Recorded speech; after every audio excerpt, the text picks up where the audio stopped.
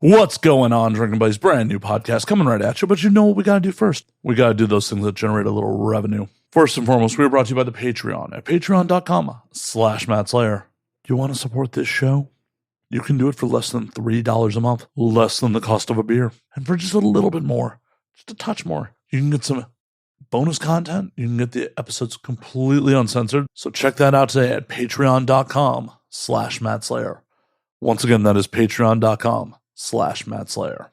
We're also brought to you this week by our merch store at andwd.net/merch.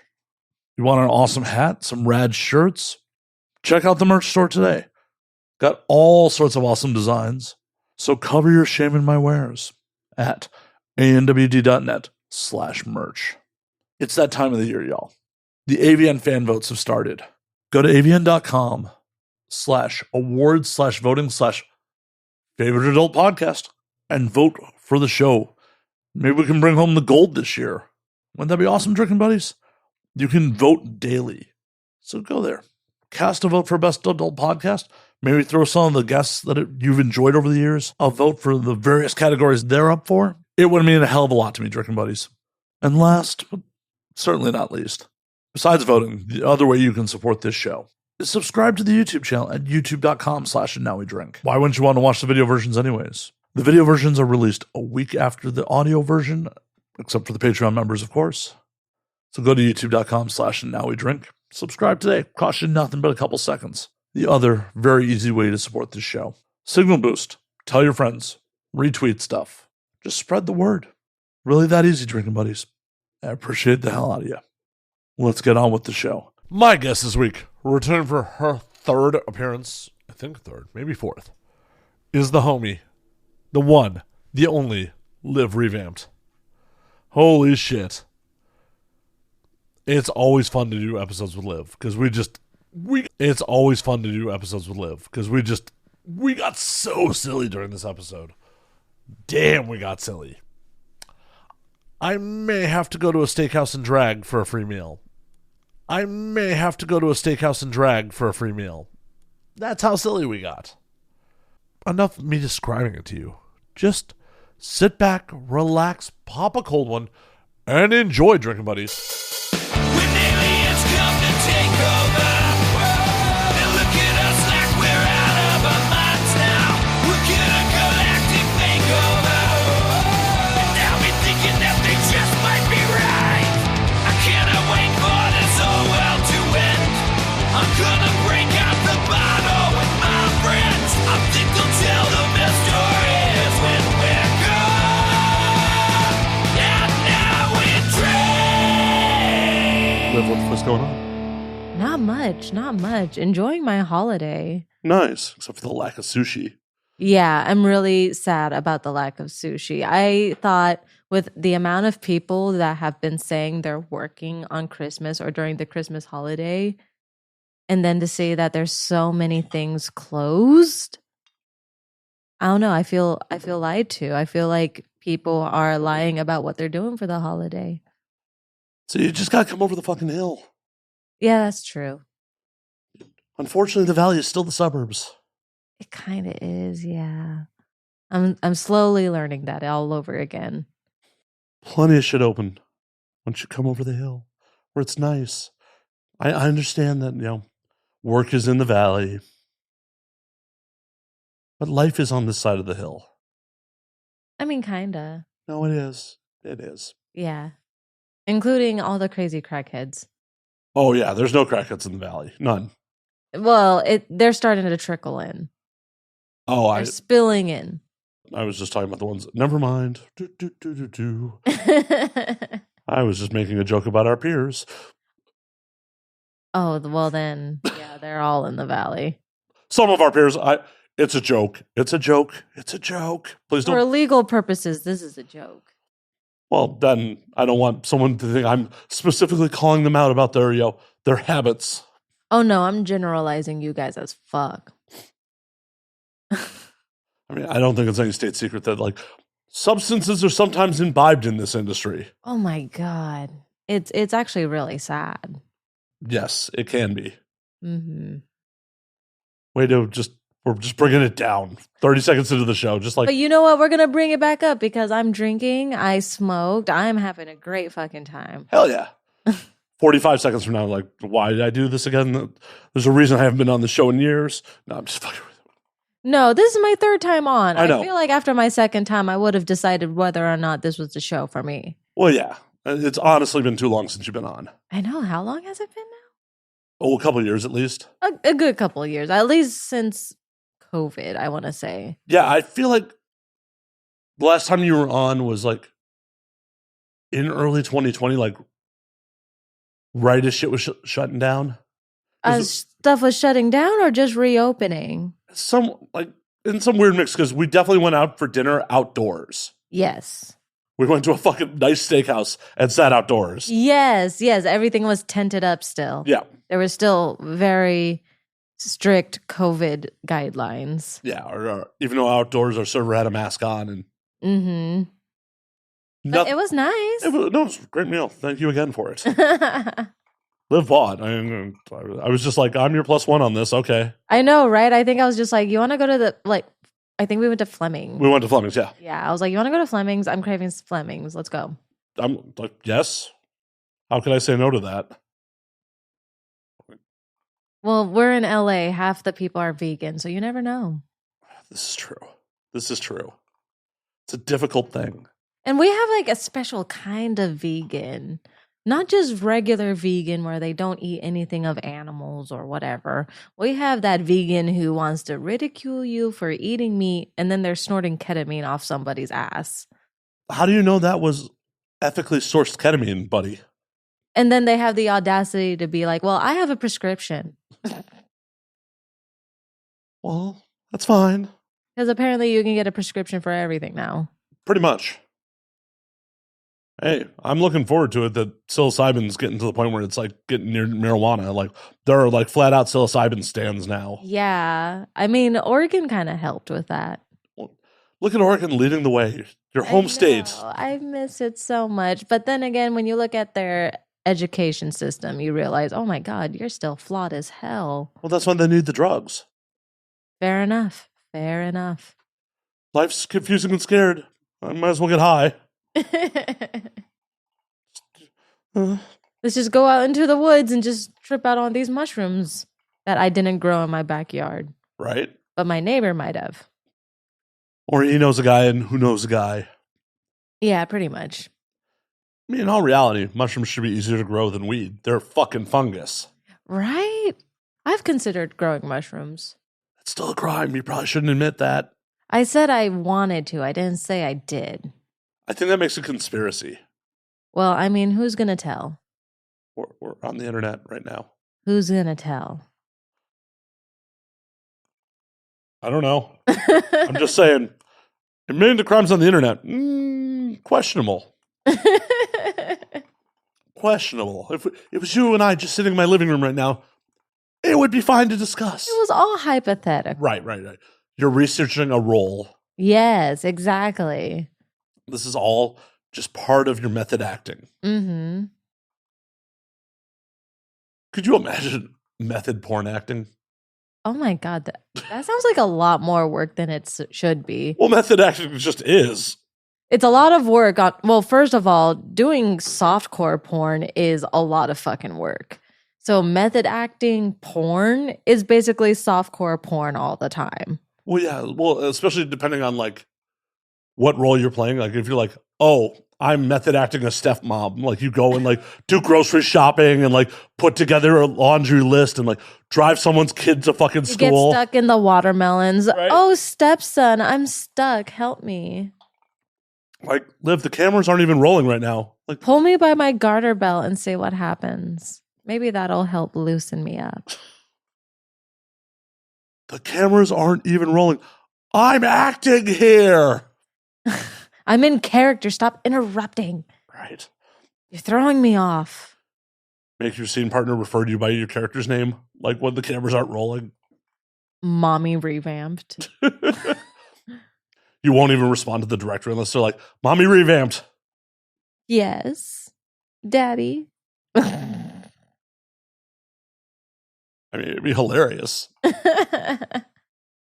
absolutely hilarious, but someone would be like, what the fuck is happening here? Oh, hubby, don't mind us. We were just grocery shopping for dinner. Let us get back to it, don't you think? But it's okay when Daniel Day-Lewis does it. When he refused, like, I think for Lincoln, he refused to like use anything that wasn't invented in the 1860s during that whole production. How did he use anything that didn't fall apart then? I don't fucking know. Well, like, he could use things that were invented at that point. Like, they could be modern equivalents. Oh, but I like, guess like a quill pen or something. right. But it's like, oh, he can't use a ballpoint pen because those weren't invented yet. That's fucking silly. Because that's the level of his method acting. Oh, God. I hope he didn't have any phones. I hope people had to message him by carrier pigeon. Or just, telegram, sir. Did he take a carriage to work? Like, do you think he had to take a horse and carriage to set? I'm going to Google this real quick. I could also be completely talking out of my ass. That's been known to happen too. Well, I mean, I guess that happens when alcohol's involved. Or me in general. I would be very impressed if this guy took a horse and carriage to set. Like, I'll see you guys in 3 hours. 3 hours? You literally live like a few miles away. Well, if I have to take the 101 with the horse, taking the exit is going to be a fucking bitch. Right? I'm going to have to stay hugging the right lane the entire time. And heaven forbid you have to get on the 110 north. Oh my God. That's already a death trap. That is literally already a death trap. So, like, if he took a car to set, I call bullshit right now. Day-Lewis spent many hours reading books, looking at photographs, and touring historic places and doing extensive research. They don't want us to know the truth. I'm watching you, Daniel. I'm watching you. If you didn't take a horse and carriage to set, you're a poser. You're a poser. Fucking, that's not method acting. Mm-mm. There were no cars in the 1860s. But you know what? I'd still prefer that over Jared Leto.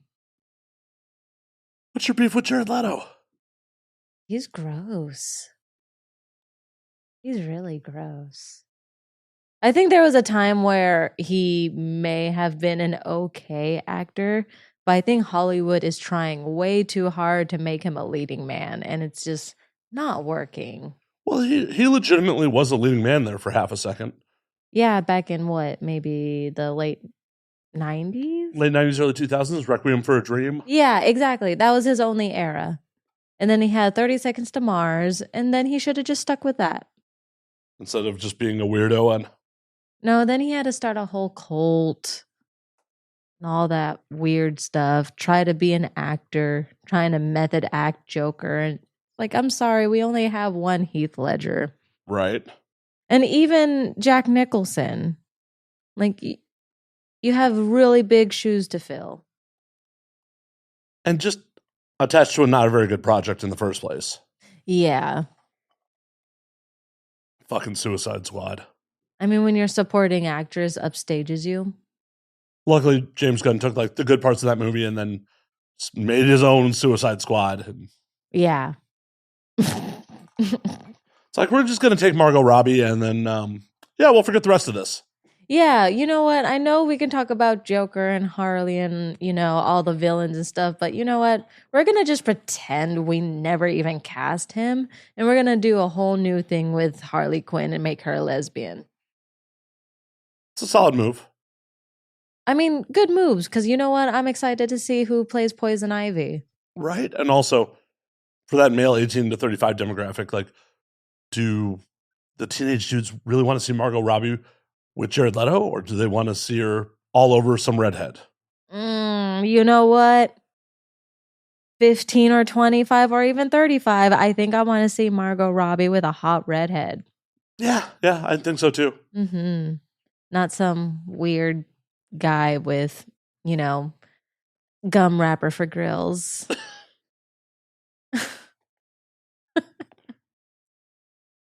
And weird tattoo choices. Terrible. Just terrible.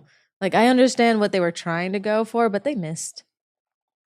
Foul ball. They missed all the way. Like, that movie just missed It's mind-boggling to me, like how hundreds of millions of dollars were spent on that movie, and someone went, "Yeah, this is what we want to commercially release." I think the only reason I watched that movie is just for Margot Robbie and Cara Delevingne's photoshopped titties. I like the CGI titties. I appreciated those because we all know that she doesn't have anything going on there. I think she herself was really pissed off when the movie came out and they CGI'd her tits. I kind of get it, but it's also part of the reason why some of us even went to the movie in the first place. Well, yeah, but she gets paid either way. It's not like she's getting points on the back end. There you go. So, I understand. No one's going to see her acting, that's for sure. Aw. I'm sorry, but I've seen Valerian too. And as much as I want to say Rihanna is great, there's a reason she went back to music too. True. Unfortunately, Hollywood's like, oh, you're already famous in this other thing. You'll sell tickets. Yeah. It's like Kim Kardashian leading up American Horror Story. I haven't watched any of that either. I had someone actually tell me that season is really good right now. Because people are saying, well, she was explaining to me how everyone is upset with Kim Kardashian's character in the show. And my friend was backing Kim Kardashian, explaining that Kim Kardashian is just playing herself. And I kind of understand that. I guess I wouldn't be upset either. If Kim Kardashian was cast to play Kim Kardashian for a movie, I'd be like, you know what? This is perfect. Not always. Well, not in Kim Kardashian's case, but like, did you ever see Be Cool? Long time ago. It's not one of those movies I watched on repeat and can say I know. Yeah, it's not a great movie. I mean, but Steven Tyler literally couldn't play Steven Tyler. He was playing himself in the movie, and he's bad at it. Oh, that sucks. So if she's doing a good job of playing herself, cool. Bravo for her. Because not everyone can actually be on camera and actually play themselves even. Interesting. Now I feel like I have to watch Be Cool just to watch his terrible acting. He's just so wooden, and he's playing himself. He's not even playing like an exaggerated version of himself. He is just playing himself, and it's just like... Oh, I think I know what you're talking about, because I feel like we see that in porn as well, where you expect these people with these like vibrant personalities to really kind of like create these characters on set, and then as soon as they're told to read these lines in front of a camera, all of a sudden they become these stoic robots just kind of repeating lines they had to memorize. Yep. Yeah, that's painful to watch. Well, there's a reason that there's a Best Performer Award and a Best Actor Award. Mm-hmm. Yeah. Because you could be amazing at fucking and maybe not so good with the words. I mean, I think that's why I was really offended when I got nominated for my first ever non-sex role last year. I was like, damn, no one even wants to watch me get fucked anymore. But at least that means I'm a pretty good actress. Right? And I'm sure there are people that still want to watch you get fucked. I mean, I guess there's a niche for everybody. Oh, you are not. Oh. You are not a niche category.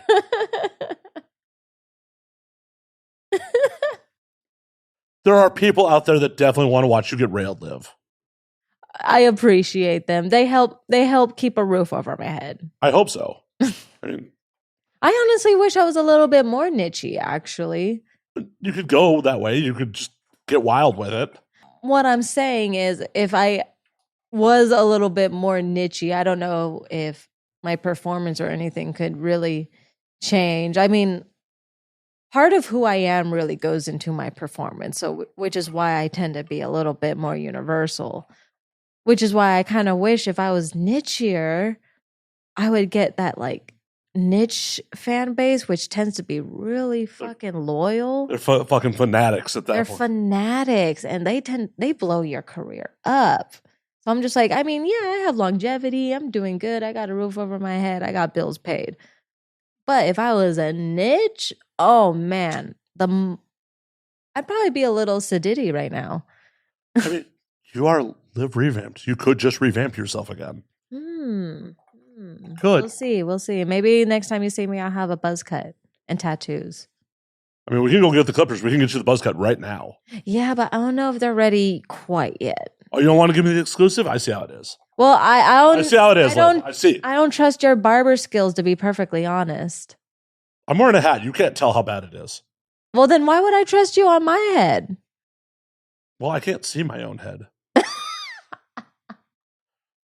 And I'm just going to clip it. It's not like I have to style it. It's not like I'm going to give you layers. No. If I'm going to buzz this, it's going to be styled. It's going to look fly. You don't want to just G.I. Jane it in here? No, I don't even think I trust you to G.I. Jane me. But I love you, but no. I mean, my hands are steady. It's cool. It's fine. It's good. It'll be fine. It'll be fine. No dicks. Maybe but a couple. I do love that movie. Holy shit, do I love that movie. Demi Moore and I, man, the things I would do for her if I had the opportunity. And then you'd be Eskimo Sisters with Bruce Willis. That's okay with me. Oh, no, I was saying that as a positive. Right? Oh, my God. But I feel like with the amount of people in Hollywood I've fucked at this point, I'm pretty much Eskimo Sisters with everybody. True. At least, yeah. It's like there's 6 stages of Kevin Bacon up in there at this point. Well, I've fucked at least one Avenger by now, so I feel like that helps. We're not going to throw him under the bus on air. No. Because I know who. Yeah, you know who. I love the guessing game. Well, yeah, we'll leave the audience guessing. Because you know what? I love the audience because they're going to assume it's going to be one of the later Avengers. Like, oh, it couldn't be. And it's just like, okay, well, you make your assumptions. That's cool with me. I mean, we don't want to tell them that your pussy killed Chadwick Boseman. Too soon? Too soon. Rest in peace, Chadwick. Bless him. And you know what? My dog is wearing a T'Challa sweater right now. I shit you not. As soon as I go home, I'll send you a picture and he's going to be wearing his T'Challa sweater. Just for the internet that doesn't understand humor, that was a joke. That did not happen. It did not happen. It did not happen. I wish it happened. Oh, God, do I wish it happened. Right? You could have been the last person he fucked. Man. But he was married with kids, everybody. He had a whole ass family. Yeah, people with families can, as long as it's not against the rules, do whatever they want to do. As long as him and his wife agree that it's cool. Mm-hmm. True that. Hollywood's filled with those couples. Right. Like, we got to stay married for the fucking, for the paparazzi, but, go get yours.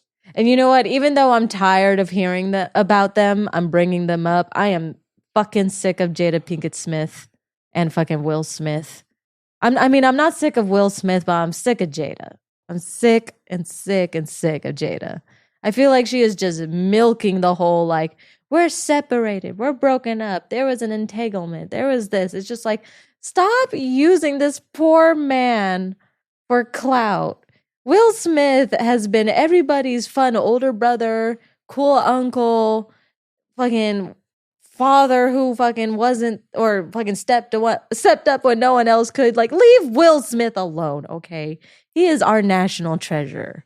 Unless you're Chris Rock. Unless you're Chris Rock. But you know what? I mean, it's only like a year and a half ago when that happened, but like, what are your thoughts on that?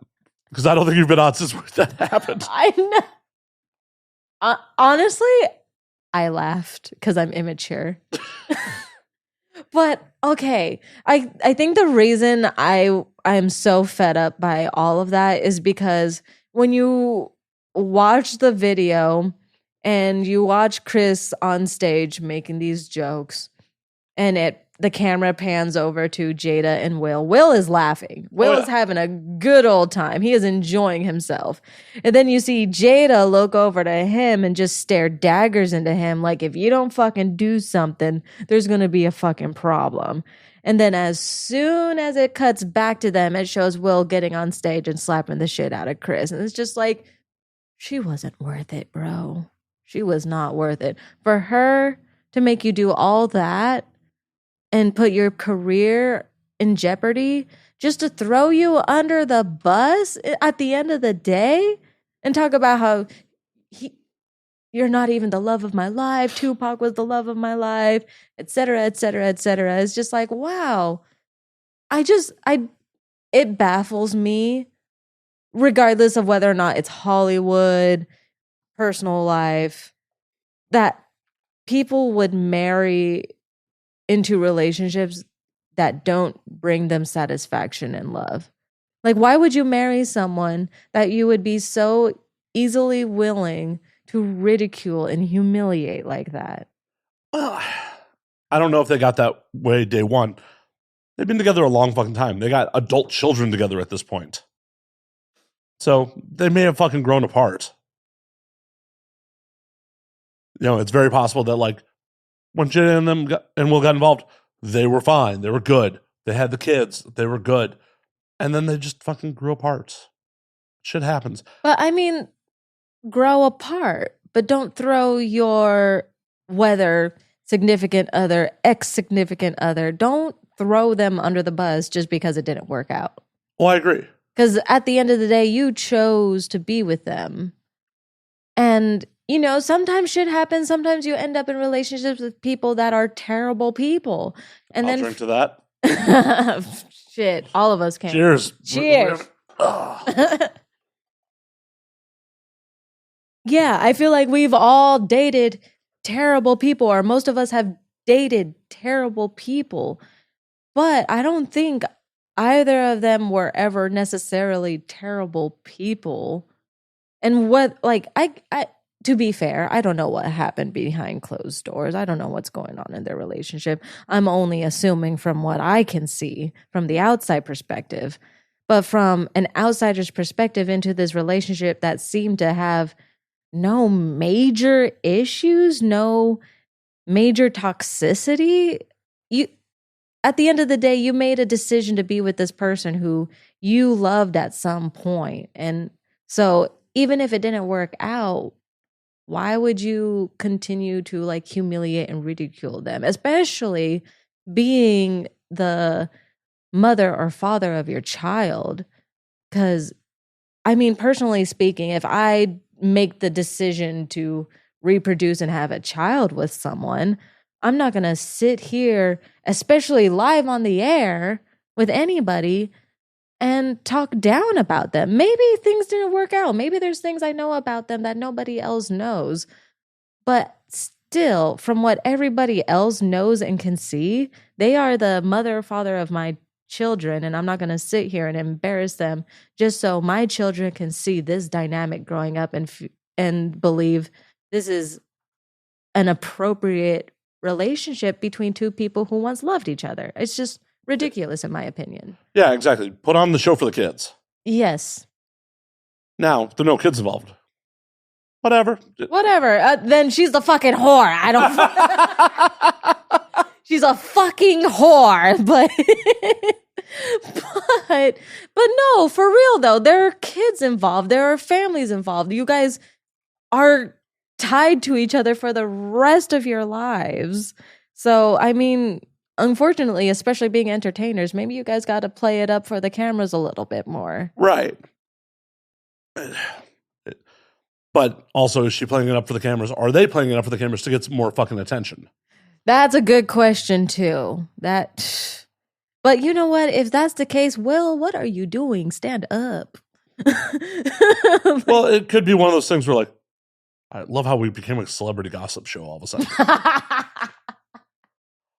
But it could be one of those things where, like, Will's trying to do the right thing, so Will just looks like a bitch in the situation. He's like, oh, I'm not looking to badmouth my baby mama. I'm not looking.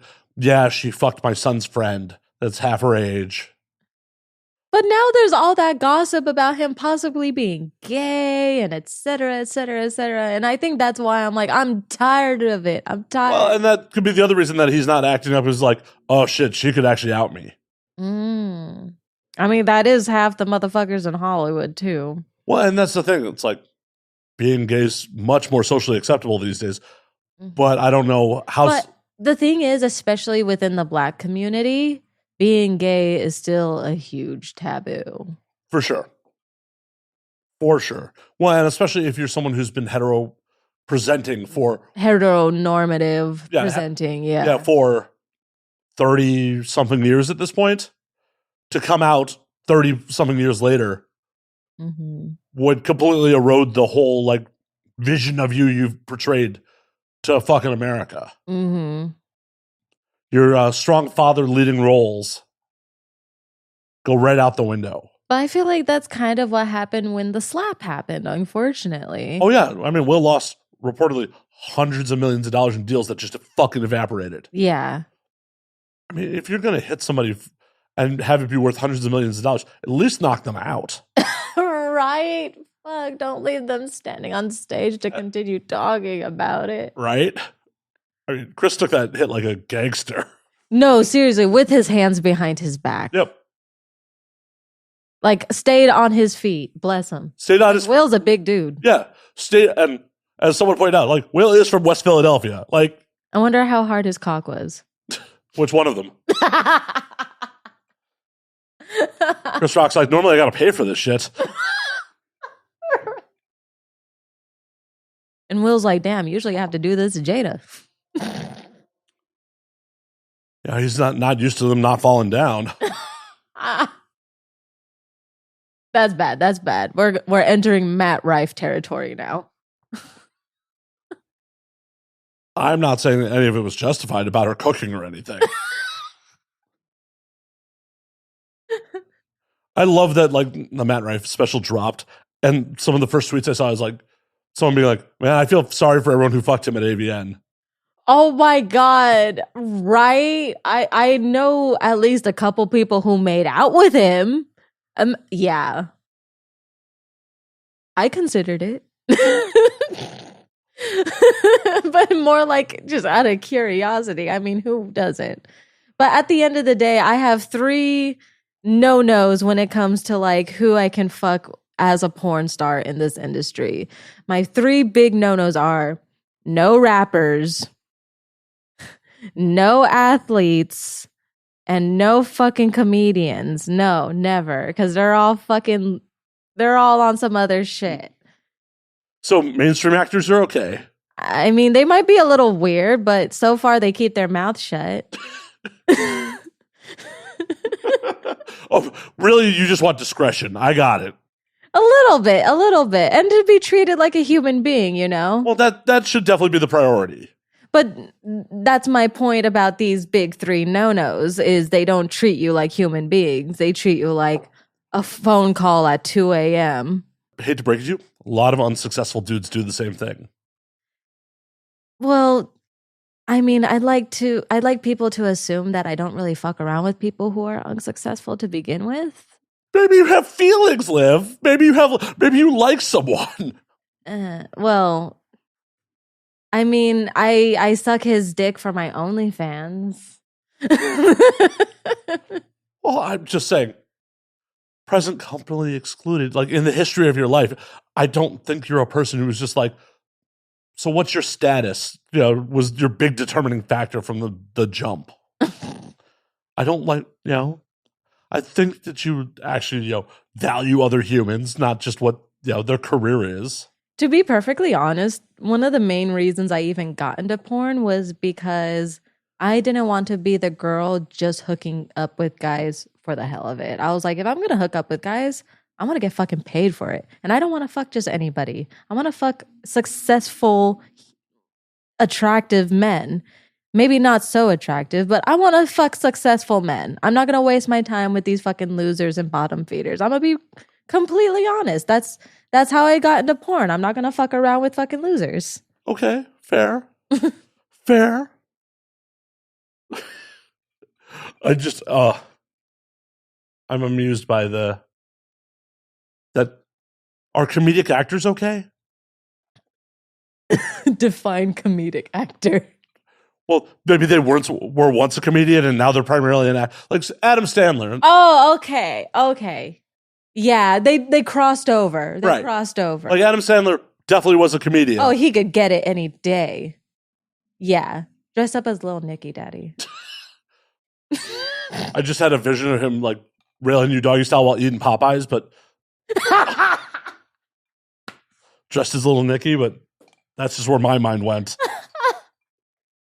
That's like one of my It's just one of my favorite feel-good movies. So it's just like, if we're going to do an Adam Sandler reference, we're going with Little Nicky. But there are lots of comedians that transition into being actors. So Yeah, kind of. you're like having to scroll their IMDb first. You're like, all right, let's look at your credits. Well, to be perfectly fair, I am a walking IMDb. I've seen so many movies over the years. I have a very extensive, I guess, movie repertoire mentally. So I can already go through individual actors and be like, okay, you've done this film, this film, this film. You're up there. This actor, who is this guy? He's done what? Okay, no, he's like C-list. I know I might be like an F-list celebrity, but I'm still a niche celebrity. Right. If A-list celebrities view me as a celebrity, I'm something. I agree. I'm just trying to. Okay, so no athletes, no rappers, no comedians, but comedic actors are okay. Mm-hmm. But what about other musicians? I haven't really fucked around with too many musicians to really have an opinion about them, to be perfectly honest. I know some girls are very hit or miss with them. A lot of girls are just like, fuck musicians. They're all fucking douchebags. But then you have some girls who are like, no, this one's really cool. He's been really chill. My mother, for example, she has a song written not about her, but about a story she told to the old lead singer of Sublime. So that song, Seeing Red, that's my mom's song. So I'm glad that song's about her, not date rape. So right. But like, so it's like my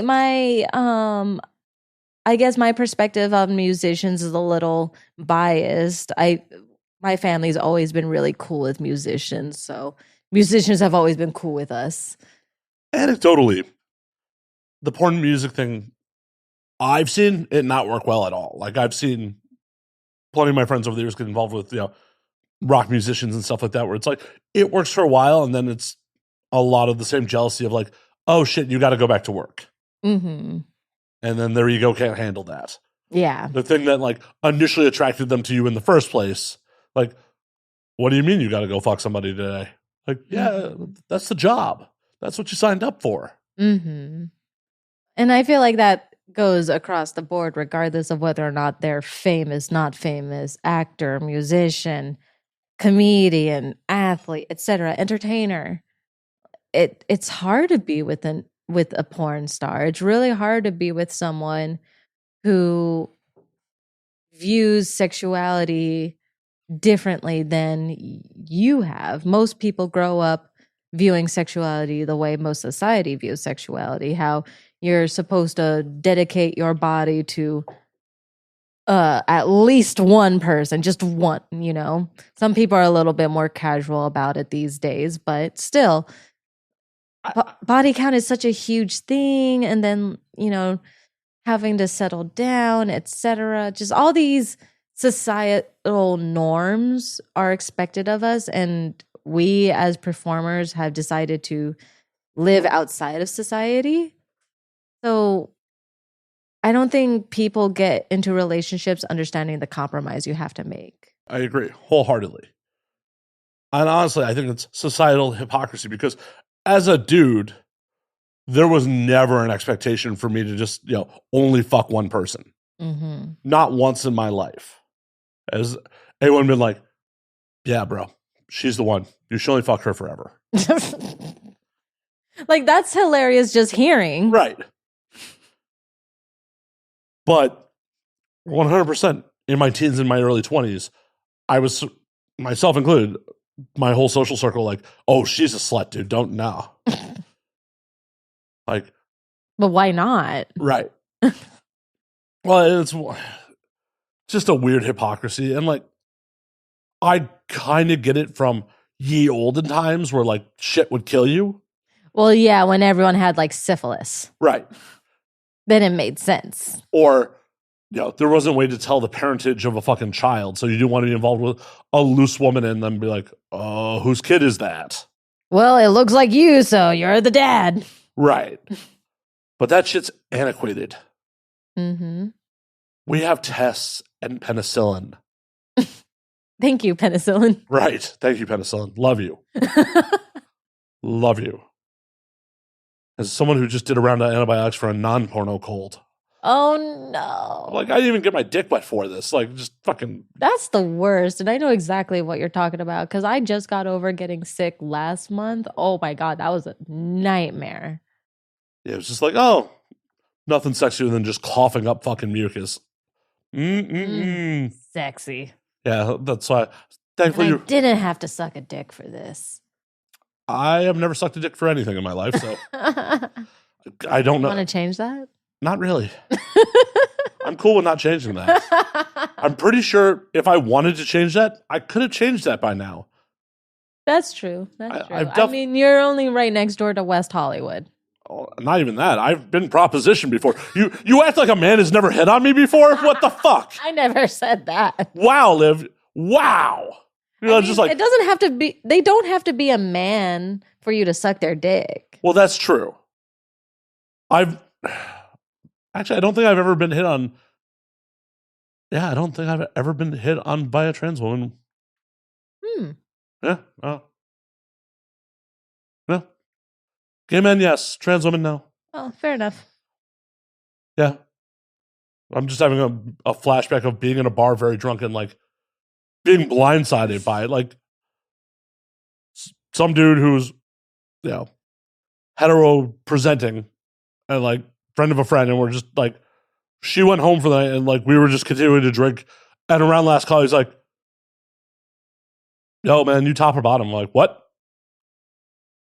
What? That's what he asked? Oh, he was drunk. I mean, he was drunk. I'm just like, what? It's like, do you want me to suck your dick? I'm like, no, what? I appreciate the offer, man. That is so hilarious. Like, I appreciate the offer. You do not. Like, not even, are you gay or straight? Not even, what are your pronouns? None of that. Just like, you top or bottom? Oh, I mean, we've all been there. The last call, booty call. Like, it's last call. I've never been there personally. You have never been so drunk at last call where it's just like, fuck it, I'm just going to try to get laid tonight? No, never. Well, look at you, Miss Fancy Pants. But no, I think... Right? Yeah, see? Everyone else in the room has been there. You are the exception to the rule here, Liv. I don't know. I just... Not last call, at least. I feel like at last call, if I didn't find anyone by then, I'm just like, it is not meant to happen. I mean, that's... But if I meet up by someone and it's like between 11 and midnight, then it's like, okay, maybe this is going to go somewhere. But if last call happened and I haven't talked to anyone by that point, nothing is going to happen. We've been bullshitting all night because, like, mutual friend, like, we're just sitting there bullshitting. Like, I was trying to fuck her and she went home and like the two of us were just sitting there bullshitting at the bar and like he went for the Hail Mary, like just out of the blue. It was just like, huh? I've never had that. Tell me you've never been in a bar last call and not had some dude just try. That's impossible. That is impossible that you have not been in a bar last call and some dude didn't just take his shot. That's impossible. Not after last call. That is mind-boggling to me. If you were at a bar by yourself or with like just a couple girlfriends, that some dude had... Which I've been. Right, I know. You're an adult. That some dude had not just tried to take his shot. No. That is mind-boggling to me. How does that happen? Believe it or not, usually when I'm going out with a group of friends, I'm not the first girl they go after. Well, yeah, even more reason to hit on you at last call. They don't even try. I'm either the first girl they try to hit on, or I'm not the girl at all. It's like priority one, or I'm not even on their radar. How does that happen? I don't know. I'm not mad about it. You're missing out on like life experience here of just weird. I've never even had a one-night stand. How is that possible? How is that fucking possible? I've been too scared. How? Why? Actually, okay, so I guess I've hooked. Okay, Rewind. Let me rewind. I've hooked up with people I have met when I've just met them. You know, like first day, just met, hooked up with them. I've had that. Okay. But I've never had it been like a one-off where it's just a one-night stand.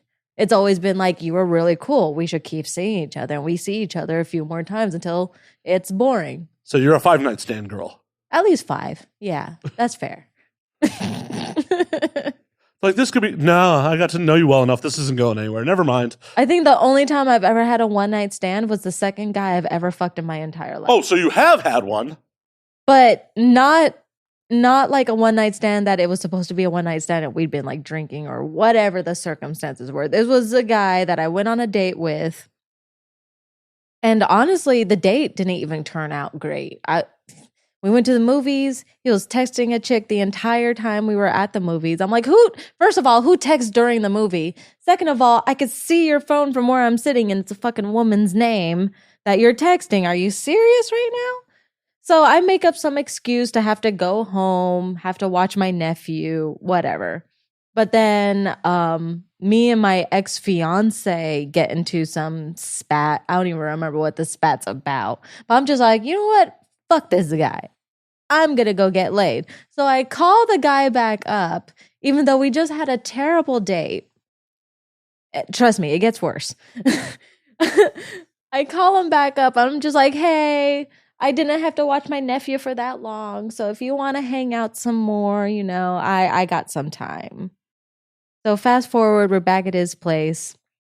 We start making out. We're knocking teeth. Mind you, so a little backstory on this guy. I had the biggest crush on him since like junior high. He was like maybe a couple years older than me. I was a freshman when he was a senior. He was literally tall, dark, and handsome with like perfect teeth. Just like all the girls had a crush on him. Like typical early 2000s like rom-com crush type shit. But I go back to his place. We're making out. We keep knocking teeth. And I'm just like, maybe we're just excited. Maybe I'm a bad kisser. I don't know. This is the second person I've ever hooked up with other than my ex-fiance. So I am making all these excuses up in my head. Like, okay, maybe we're just not on the same page at the moment. Whatever. And then he takes his pants off. And it has got to be the smallest dick I've ever seen, like even to porn standard. Like I've worked with guys with micro penis. He was in micro penis territory. And to top it all off, because my ex-fiance wasn't like the biggest guy either. I'm a small girl, so I'm just like, okay, I don't need the guy to be huge for me to feel something. Maybe we can make this work somehow. But to make matters worse, instead of pulling out just like a normal condom to like wrap his shit, he pulls out a Magnum. Sir, I don't wear extra large t-shirts for a reason. What makes you think you can wear a Magnum? This guy, the sex was so bad that the only way he could make me come was with his fingers. And it was still so fucking bad after the fact that around like 2 a.m., I'm just like, what time is it? Oh my God, I have to go. It's so late. I was supposed to be home like an hour ago. Mind you, I'm 19 years old. I don't got a fucking curfew. My family doesn't give a fuck. They're happy I'm getting laid. But like, it was so bad that I had to make up an excuse just to get out of there. Jamie, I'm so sorry, but I'm saying your name. You were terrible. Well, an important light lesson for everyone. If they text in a movie theater, don't fuck them. Well, those were the beginning days of Liv, of just like, you know what? I really don't care. Nothing's going to come out of this. I just want to get my dick wet. This is easy. That's all it was. I didn't see anything happening beyond that. Yeah, it's the beginning of Hoe Live, yet you only had the one night stand. You're really bad at hoeing. I know. You're bad at it. Really bad. Like, oh, but I could see a future with him. No, Not it was that one. never like that. It was never like that. I never hooked up with guys with the intention of dating with them. There were plenty of times where I'm just like, we're just going to hook up. Not to toot my own horn or anything, but usually they want to see me a little bit longer. Maybe it doesn't develop into a relationship per se, but I've never hooked up with a guy who's only ever wanted to see me once and called it a day. They've always been very respectful and enjoyed my company, and I've enjoyed their company. So it was never just a one-off. Oh, okay. So it's the dudes being like, but I want more. Please. I mean, I can't help that I have great pussy. Okay. Fair. I don't know. I will take your word for it. I have no idea. Only one of, yep, so, well, survey says, survey says, I mean, I feel like he's biased and has contractual obligation that he has to. None. Zero. We're in an open relationship. You can tell them. You can come here and let them know that I am consistently encouraging him to fuck other people. Right. But just because you can fuck other people doesn't mean you can say your pussy's bad. But, like, I don't think he's shallow enough to admit that if my pussy was bad, he wouldn't be with me. Well, that's fair. That's fair. I mean, generally people don't want to stick around for bad pussy. Yeah, exactly. And you know what? I wouldn't want them to stick around if my pussy was that bad. No. Like, you don't gotta lie to me. For, once again, that was off mic. Yeah, I was like, That shit is fire. thank you. Well, it's good. We have a testimonial in the house. That shit was fire. There we go. If there was ever any question about it. Not that I was questioning you. I'm just saying I don't know. No, it's okay. Because you know what? I know it's okay. I'm happy. I'm not. Wow, that came out wrong. That came out wrong. Sorry, Liv. That was mean of me. Sorry. I'm happy. I don't know what you're. No, I'm sorry. That was mean. Not what I meant. Not what I meant. Sorry. Like, good for you. God. No. Why would I ever be upset that my friends are having good sex or have good genitals? Like, I wish that you all had small dicks and loose pussies. Like, what kind of friend is that? Does anyone want that friend who wishes that on you? Oh, hell no. Everyone should be having good sex, regardless of what they're doing. Oh, no. There's definitely some people that should be having bad sex. They're just not my friends. Okay, that's fair. If they're not my friends, I don't give a fuck what kind of sex they're having. If they're not my friends, I don't care. And then there's a whole, Oh, then there's that whole category of people who deserve a fucking chainsaw in their butthole. Yeah. Okay. I mean, hell, I've just had an incel explosion on a recent post. So Really? Yeah. Wait, what do you mean? What happened? Oh, one of the recent clips, at time of recording, it's almost 400,000 views on Instagram, and it's over 400 comments. The greater majority of them are weird incel comments. Oh. I wish bad sex on all those people. Yeah, fuck that. Every last one of them. Well, I mean, they're either having bad sex or no sex, so. Well, and my deepest fear is that they're having sex with people who don't know that they're having bad sex with them. Like Mormons. Or just people that are wildly inexperienced. If this is the only sex you've ever had, and well, this is good. This doesn't feel horrible. This doesn't hurt. I've went on a whole, I've gone down a whole rabbit hole of women, specifically these anecdotes of women talking about how they were the religious, Christian, whatever girls who waited until marriage. And then as soon as they finally had sex, it was fucking trash. Well, yeah, they probably had that shit all built up in their fucking head. Expectation is the biggest killer of everything. If you build something up in your head, all you have room for is disappointment. Mm-hmm. If you go in with low expectations on things, it can only be better.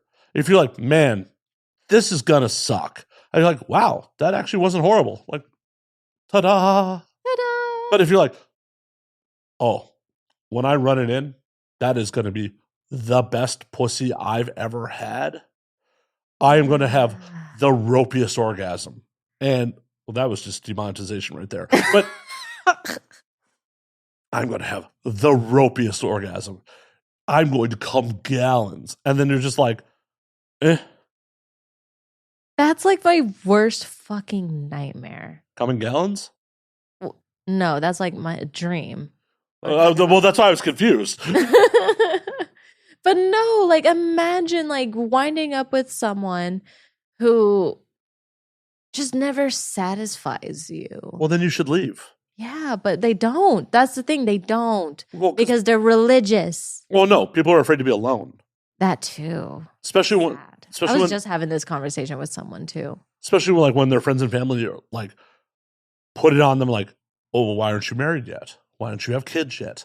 What, what's wrong with you that you haven't paired off? My family used to do that shit to me. It didn't change just because I'm in a relationship, though. It changed because they realized, like, oh, she is not afraid to be alone. And us asking her if she's going to jump into a relationship is not going to change shit.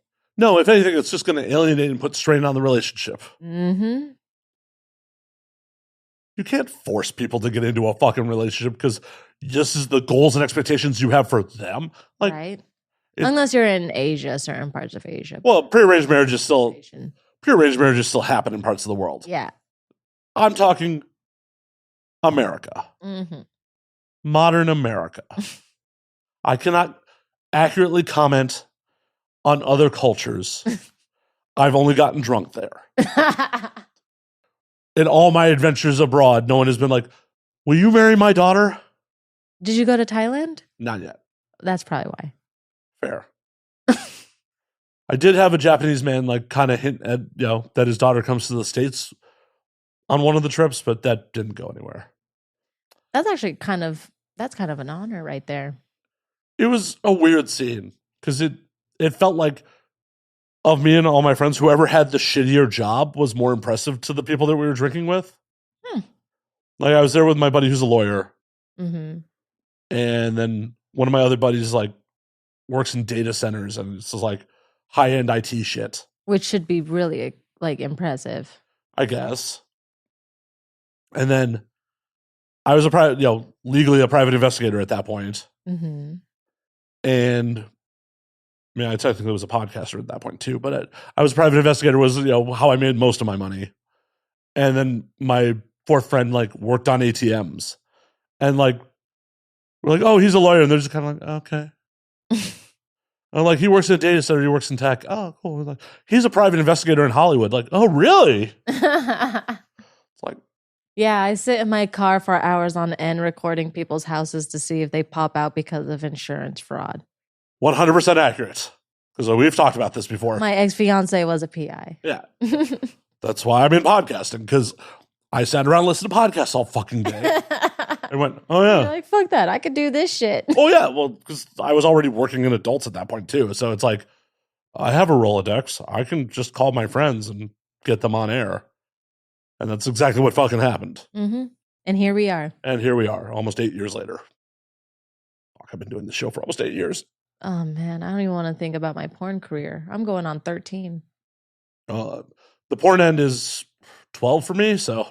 Yeah, I'm at 12, too. Yeah, I got in 2011, so. Mm-hmm. Yeah. But I was September 2011, so I was on the later end. I was technically in late 20, like, I would say fringe industry in late 2010 when I was still in Chicago. Like, I was hanging out with a bunch of girls that shot for BA, like, amateurishly filmed some shit for shit was going on there. Like, I wouldn't say I was really working in the industry till, like, I moved to the West Coast in, like, August of 11.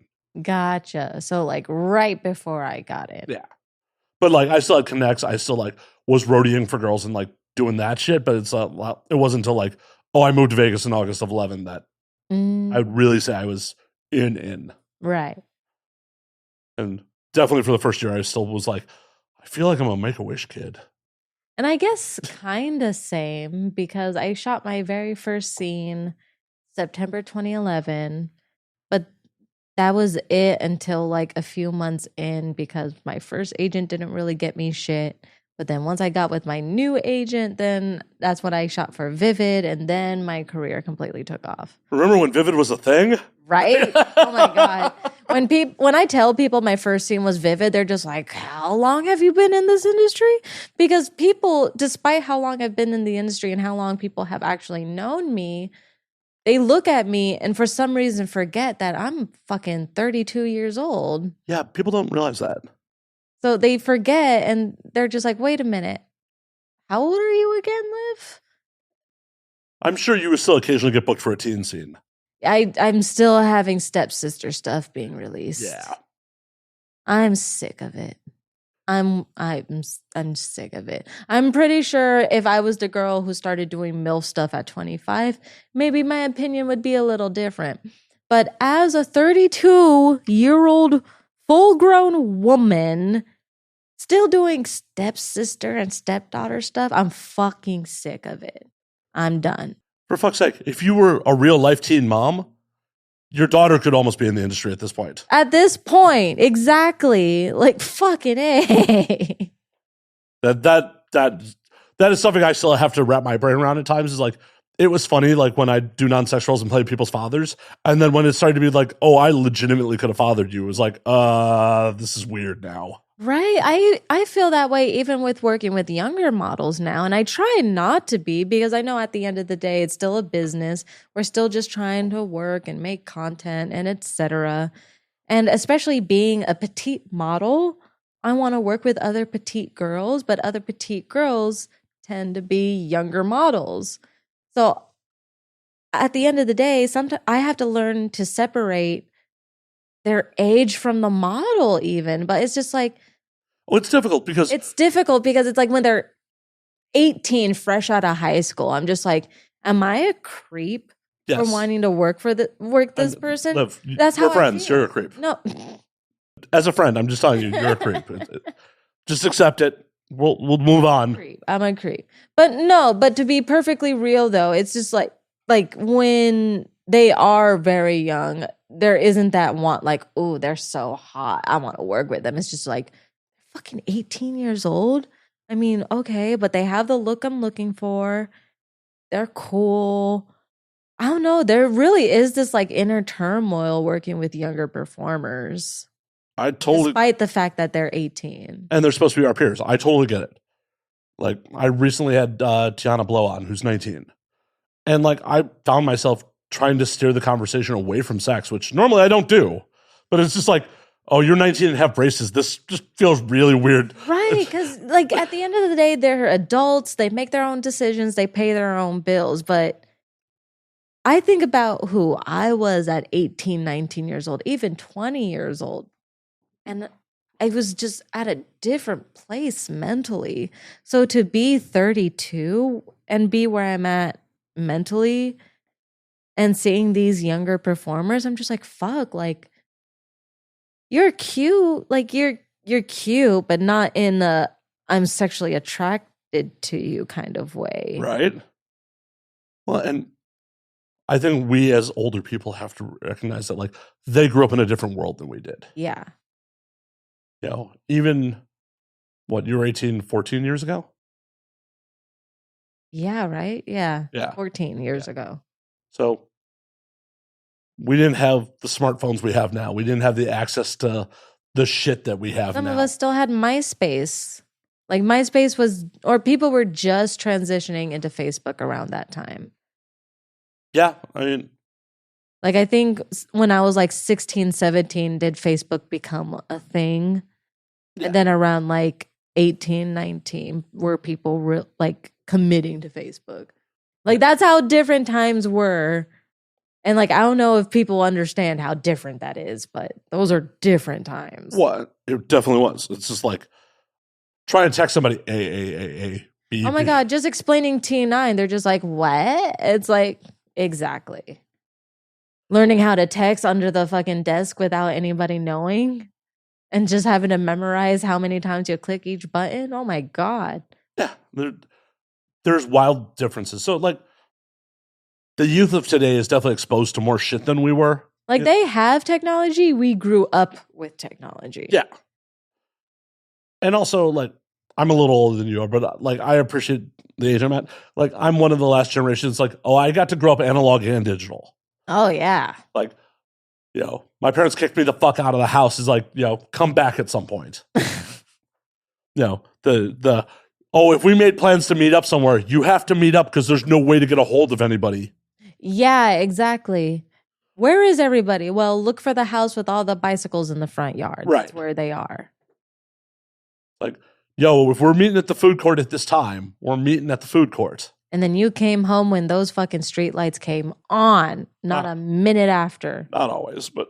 Well, it depends. You're white. That's why. Well, I'm lower class white. Well, you know, single parent home, and my father worked 2 jobs. So like a lot of my shenanigans came from he was too busy working 2 jobs to like actually be around to stop me from doing shit. Mm-hmm. So it's just like, yeah, I got home when I got home. So you were kind of like what do they call it? A latchkey kid. Latchkey. Oh, 100% I was a latchkey kid. But it was just one of those things like, especially in high school, because he worked 2 jobs, like my place was the place to chill. Oh, you were that kid. Yeah, it's like, there's no supervision here. Mm-hmm. And I was a heavy cigarette smoker in high school. So it's just like, and my dad just was like, there ain't shit I could do about it. Just don't smoke in the house. So like, people come by, hang out on the porch, smoke, all that shit. But yeah, there was definitely a lot of like getting drunk and high in high school and just stumbling home whenever. I was a good girl.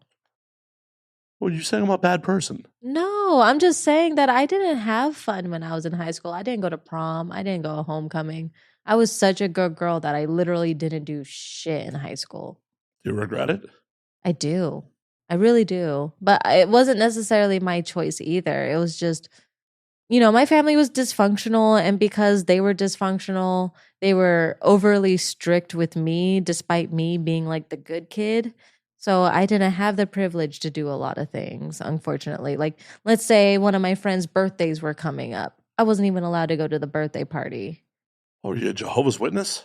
No, it's just, they were just overprotective. I was the middle child of 5. I'm the third.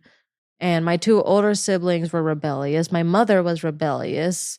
So, growing up with my grandfather, to keep me from being rebellious, even though I was never a rebellious kid, they were just overly strict with me. And I'm sure, you know, their pressure, you overcorrected eventually because of all the fucking pressure. Yeah. Oh, yeah, definitely.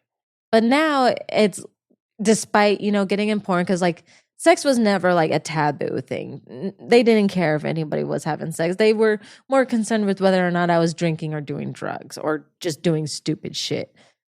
But despite, you know, being in the adult industry and, you know, being where I'm at now, I'm almost seen as like a matriarch in my family. Now everyone comes to me with their problems.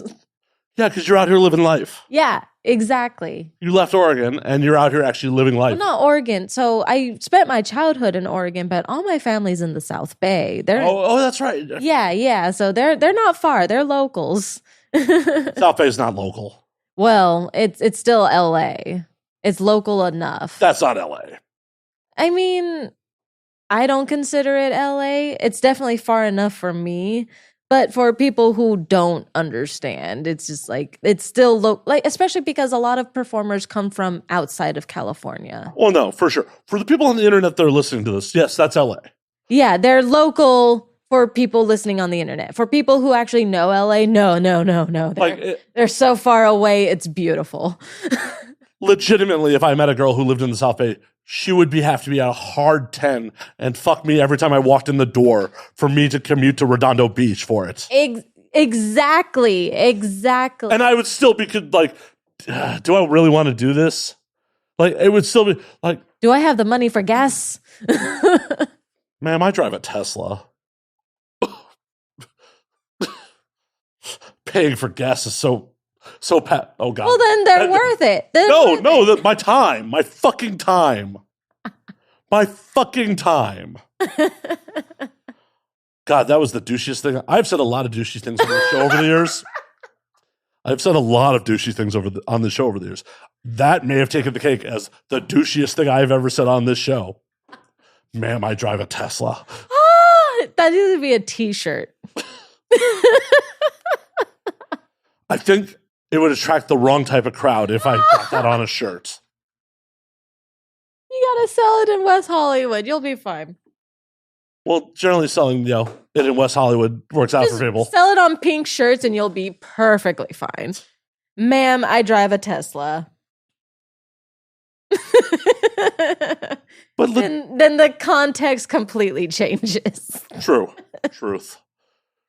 But legitimately, like, I had a friend in from New York who was in fucking Venice. It was like, do you want to go out to dinner on Abbot Kinney on Saturday night? I'm like, no. And I've wanted to fuck that girl for years. I was gonna say, Venice isn't that far from here. Not that close. Not close enough for a maybe. I mean, it's not Malibu. That's at least a nice drive. But no, I still wouldn't do that. I still, like, I'm not making that drive. I'm not making that drive on a maybe. Like, guaranteed fucking has to happen. Okay, If I'm going, they gotta be a 10 and it's gotta be guaranteed for sure shit's about to go down. well, there's zones, there's rings of this.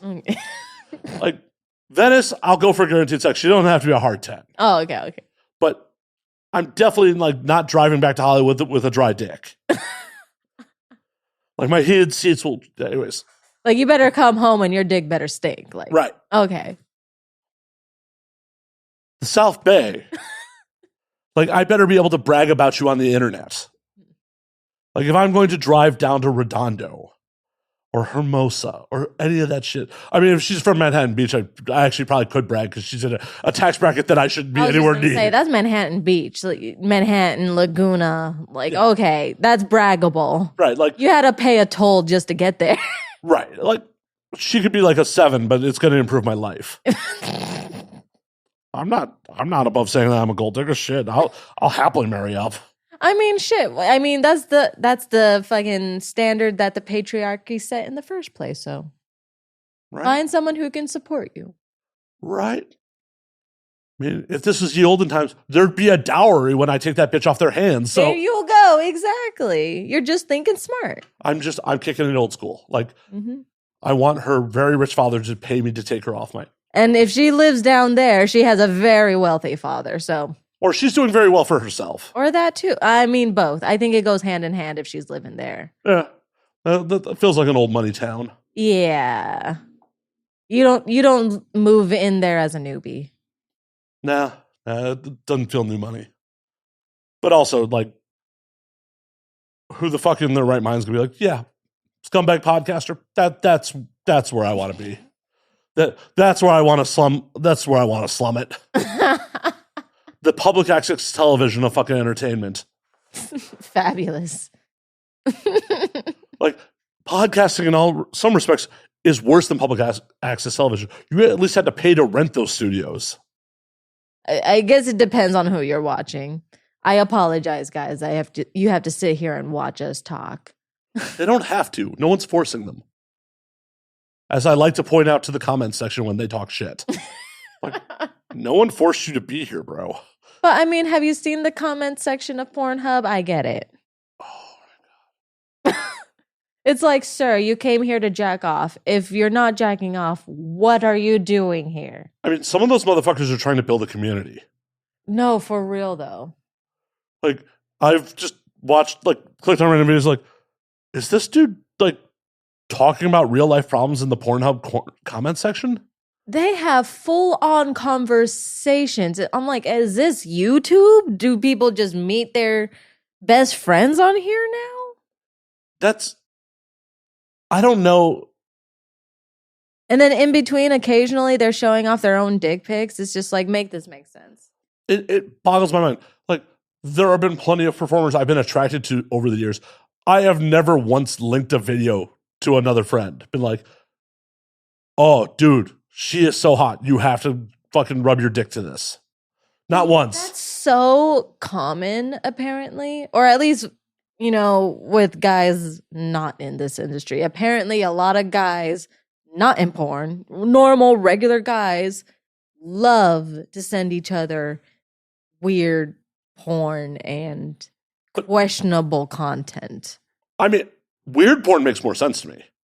Like, Well, I mean, if I saw a guy with like 3 dicks fucking a chick, then yes, send that shit to me. right, like, oh, that's for science. But your weird, kinky, like daddy-daughter little porn where she's wearing an adult diaper, I don't want to see that shit. No, well, I mean, to each their own, but some of us don't want to see that. right. I'm not here to kink shame anybody. That's happening between 2 consenting adults. Exactly, between 2 consenting adults. I'm just saying your personal kinks and quirks should probably stay personal.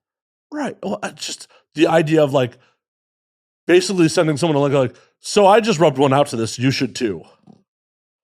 Like, is that a bonding moment for us? Like, we both rubbed our dicks to this same fucking scene. Like now we're Eskimo brothers Right. to the same porn scene. Though in real life, that woman wouldn't let us get within arm's reach of her. I don't think that woman would let us in the same room as her. Right. It's a weird move. It's a weird move. But you know what? Porn fans, fanatics do a lot of weird shit amongst each other. Well, I agree. Because it's one of those things like we're in an industry that's kind of weird in a sense that like everyone consumes it. Well, you kind of got to be a weirdo just to be in this industry. Well, I'm not to an talking. extent. I don't disagree with you at all on that. But as a consumer, we have a product that everyone consumes. Everyone fucking consumes it. Mm-hmm. But then there's this other level of people that actually like know, like, are fanatics about the performers. That like they know shit. The majority of my civilian friends, if I'm like, Liv Revamped's coming to do the show tonight, most of them, no offense to you, Liv, will be like, who? No, that's totally fair. That's totally fair. And then if I show them your butthole, they'd be like, oh yeah, her. Yeah. Yeah. Like, they could pick your butthole out of a lineup, but don't actually know your name. Mm-hmm. That's Well, I mean, a lot of us are like that with even famous actors and actresses. I'm like, I don't know that motherfucker, but like, show me his face or show me a famous role he or she's done, and it's like, oh, I know them. yeah. But I mean, you're generally not. Well, you might be flicking the beat into them. I don't know. I mean, depends what you're into. Right. Are we watching Eyes Wide Shut? What are we watching? You went to Scientologists? Well, not the Scientologist part, but They're in earshot. Shh. It's weird to me, like the disconnect. Because I feel like with mainstream actors, like people have their favorites and like they know. But I feel like that's a difference in the marketing with the product. How many fucking scenes come out where like the companies don't even actually tag the fucking performers, or this isn't billed as a Liv Revamped scene. This is billed as stepdaughter 25.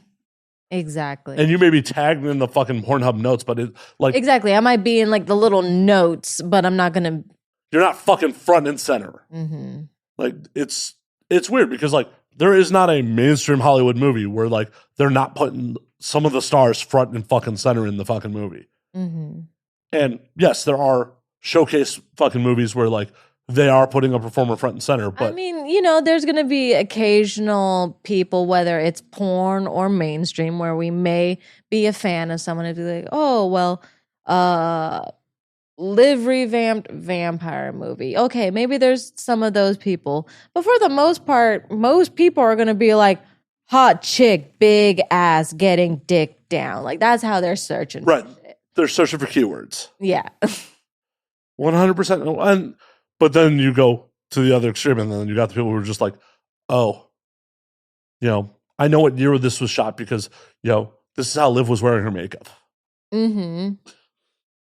Well, I tweeted something like that. I was like, I know when I shot something when I see how my manicure was. Let me see my nails, and I'll tell you exactly when I shot that scene. Yeah, but those are your nails. That's okay. Those are attached to your body. It's okay if well, you the just. fans are like that too. They'll be like, That's the problem. That's the problem. Like, that's a little weird. But personally, I guess because I kind of had a revamp in my career, that I appreciate those fans who know when I've shot something, as opposed to the fans who are still printing out pictures of me when I was 20, 21 years old and expecting me to sign those at AVN and being like, oh yeah, this is my favorite era of you. Fuck you, first of all. Second of all, That doesn't even look like me anymore. Right? Why does this have vivid branding on it? Why is my hair still straight? Right? Like I genuinely get so upset when fans tell me or like show pictures of me, share pictures of me from like those days. I'm like, there are so many pictures of me, there are so many scenes of me now to choose from, and you still decide to go back to that era of me. And I guess I can't be upset with a fan who just happens to like a certain era, but at the same time it's like, I mean, it's a personal opinion, of course, but it's like I feel that if you're going to be a fan of me specifically, you need to love the new me and leave the old me in the past. Old me is dead. Right? Every 7 years, you have new cells. Exactly. And that was over. Right? That's literally a different person. I mean, shit, if I'm going on almost 13 years, it's almost 2 people. Right? Your scene partners from back then didn't even have sex with you now. Exactly. So when you... I'm like 3 lifetimes in now. Right? See someone at a party, they're like, didn't we work together? No, that was 7 years ago. What year was it? Right? Yeah, we don't even know each other. Right? Fucking ridiculous. Well, that's the wild part. Like, how many people have you seen come and go in that fucking time? Man, so just taking a break from the industry, when I transitioned from being Liv Aguilera to Liv Revamped, I was only gone for a year and a half. That's a lifetime. And that's already a lifetime. 3 years strong as Liv Aguilera, I thought I'd already been in for a minute, already know everybody. I leave for a year and a half, I come back, and there's already so many people I don't fucking know. There's already so many new directors. Some of my favorite directors aren't even with the same companies that I used to work with all the time. Like, everybody is so different. Everybody is everywhere else. It threw me through a loop. And even myself, people didn't even recognize me when I first got back into the industry. I was skinnier. And then plus coming back with my more natural look, specifically my hair. I played up the new girl role until people realized I wasn't the new girl. It's like, wait a minute, I have seen that butthole before. Yeah, actually, I have a funny story. There's this photographer and videographer for ATK. I don't know if he's still there, but he knew me as Liv Aguilera back in the day. He was my first shoot back as Liv Revamped, but it's ATK, so it's all just solo stuff. And because I was only shooting solo stuff, I decided to bring one of my friends that was just getting into the industry along so she can kind of see how everything works. I figured this guy knows who I am, remembers me. You know, it should be cool that she sticks around. He was cool, but apparently he had no idea who I was. He thought I was a new girl. But bless him for being super cool with me bringing a friend, because not every set is okay with that. So, Oh, definitely not. like, not okay. But I figured because we were or are friends that it would be cool. And even though he was cool with it, it wasn't because I was who I am. He had no idea who I was.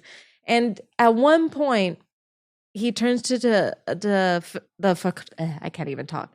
He turns to the photographer and says, "Hey, Glenn, doesn't she look like Liv Aguilera?" And I start laughing. We're all laughing because I'm thinking he's just being funny. Right. Then my friend that I brought to set to kind of like watch and see how everything goes is really looking at us, realizes like, wait, no, he's not joking. So she asks him, do you know who she is?" He's like, "Am I supposed to know who she is?" Thinking that like your friend's got an ego or something like. Right, exactly. Don't you know who she is? And I'm just like, dude, it's me. It's Liv. And he's like, "Oh, holy shit. I didn't realize I didn't realize how different my natural look made me appear to everybody else." There was a little studio launch party that happened around the same time that I got invited to. And I remember just basically being a wallflower because no one recognized me. And Chris Cock, bless his heart, he comes over to me and he's like, Liv, why aren't you like hanging out and talking to people? Because everyone knows me to be very social. And he's like, and I'm just like, I don't know anyone. And like, no one knows me. And he was like, do you want me to reintroduce you to everybody? I'm like, sure. But I shit you not. Every time he, like, Will Ryder was one of the first directors or just first people to like run into me as Liv Revamped. And even he himself was just like, I did not realize that was you. Well, I think part of it is, when you have a drastic look change, and also so many people can fucking come and go in this industry. Like, I've definitely met people that like, they've run up to me and like, Matt, what's going on? I'm like, hey. Mm-hmm. And then it's one of the awkward moves like, this is my buddy. And then they have them introduce themselves like, oh, hey. I've done that so many times. You have to. Yeah. Nobody wants to hear that you don't remember them. Mm-hmm. Nobody. But if I get those text messages, I'm an asshole. I don't care. I'm just like, I'm sorry, I don't have your number saved in my phone. Who is this? Ends up being someone I've known for like 10 years. And I'm just like, I have no idea why your number is not saved in my phone personally. Well, it's one of those things where like, there are so many scam texts these days. Like, unless you identify yourself in the opening volley, I just don't even respond. And plus, I've had so many people change their number so many times in like a year. You expect you to have the same number? Like, I don't even get offended when people are just like, what's your number, Liv? Even though they've had my number for years, because most people change their number. And I'm one of the few people who's had the same number for I don't even know how many fucking years. So if someone got my number and changing my number would be a nightmare, right? I agree. I mean, you have my number. You know it's not an LA area code. Oh my God. Yeah. Like that, to show you how long I still have a Chicago number. Like that's how long I've had that number. And that's why, like when I confirm with people, I'm like, are you still at, and like, I'll give the last four. Are you still at the, XXX number? Exactly. And if they're like, yeah, I'm like, all right, cool, have you. And then occasionally there's the like, go to text, I'm like, oh shit, I did have your number. Whoops. But I do that too, where it's just like, I'd rather confirm and make sure I have the correct number than text a number and all of a sudden it's like some just random person. Oh, there are a handful of performers that have changed their numbers so many times. Like I have them in my phone at least 5 or 6 times as like newer, like, and I got to go through and delete the wrong ones, but I'm always afraid to delete the wrong number. See, I end up just saving them under the same contact, but then I'm just like, oh, fuck, which one am I supposed to actually text? Right. That's why I don't save it under the same content because I run into that problem. But I'll just end up texting both of them and see which one texts back. It's like, which one went green? Okay, that's not the right one. Yeah. Heaven forbid they got an Android and like, oops. Oh, God forbid. It's like, oh, yeah, I just happened to change to a Pixel. Fuck. Yeah. There is one performer in particular where it's like, stage name new, stage name newer, real name new, like legitimately have him in my phone like 5 or 6 times. That's a nightmare. My current one is like real name where he's currently living. Like, oh my God. Like the city he's currently in. I'm like, okay, this is the right one. So you just keep getting the burner number. He just keeps giving you the burner phone number. I don't know what's up with him that he keeps, changing. He claims stalkers, but that's what they all say. He is a contract star, so it could be legitimate. I've seen some of like his fan base. Fair enough, I guess. It could be legitimate, but I still keep getting the numbers, so it's not like. I wish my man would get a stalker sometimes. I mean, we can help him out with that. I'm working on it. We just got to get him out there more. We're putting him out there. We're definitely putting him out there. You're turning him out? I'm turning him out. Now he's paying attention to the conversation again. He was very engaged for a little while there, and then he's like, "Oh, they're talking about go get another one." You want to get me another one? Probably safer to go that way. We edit. We don't have to, but we can. She does want another one, yes. Yes, please. And I would like an ice cube if you'd be so kind. The big square one. That is correct. Yep, in the drawer. See, this is why I actually need a real PA. One of these days, the show will make enough money where I can afford a PA. I have one. I don't have any money, but I suck his dick on occasion. Liv, if you're willing to suck my PA's dick, I would really appreciate it. I guess it depends on the PA. What's he packing? What's his hygiene like? Well, we'll have tryouts. okay, that's fair. We'll have to make them sign 2257 paperwork because you got to be able to like do it for content. I'm not going to ask you to suck up. Is that a Truly or is that a White Claw? Oh, there's a White Claw. Well, yeah, stop sucking his dick. No more dick sucks for you. Wrong beverage, wrong ice cube, like fucking fired. Fired. Why'd you even bring this guy? Fuck, I should have left him in the car. Just made him circle the block for the whole podcast. I'll be done in like 30. On the mic. I think we should do, for content for you, the great And Now We Drink PA search. If you're willing to suck a bunch of dicks, or a dick, to get me a PA, and content for you, I'm down. They just got to realize that if their shit is really terrible, I'm going to talk shit. So they have to be prepared to either have a great dick that I'm going to suck the shit out of, or I'm just going to sit there and humiliate them on the air. I think that's a fair trade, right? I think I'm down with it. I mean, okay. We'll get them to sign model releases before we start filming. Perfect. Deal. So, you heard it here first, folks. If you want to be my PA, you have to live in LA. First and foremost, you have to live in LA. I am not paying for you. I am not bringing you in from another fucking country because I keep getting those DMs. Just to suck. And not even know what you're doing. I literally had some dude a couple weeks ago, like, I don't know if you have to be aware of this. You have to have seen it. But like, if you mention everybody and include me in it, I respond like it's for me. I'm sure you've seen me do this on Twitter. Mm-hmm. Some guy mentioned one of my guests, like, I want to be a porn star. How do I get it? And I gave him my normal, honest answer. It's like, start jerking off on OnlyFans with your friends in the room, dude. That's the way. Advice. Yeah, that's the way. In 2023, 2024, that's the way. When we got in, that was not the way. Like, but there were similar ways. Well, I mean, many Vincent Clips for Sale definitely existed, but it wasn't. You weren't necessarily going to get the recognition to get steady work from them. Where, oh my gosh, you could definitely burp into the mic. Sorry, I didn't want to burp into the mic. Somebody's into it. But they're not paying for it. Well, they're not paying me directly for it. Oh, fine. Don't help me out. I see how it is. Okay, next one's all yours. I see how it is. You're like, that was a novice burp anyways. Let me brew one up for you. Liv's like, I'm not going to promote this either. Don't worry. Like, I'm not getting paid for this. I promote you. I'm fucking with you. Fucking with you. Do you think I'd invite you back if you weren't going to promote it? That's fair. No, that's real. That wasn't a joke. That's real. That is real. That is 100% real.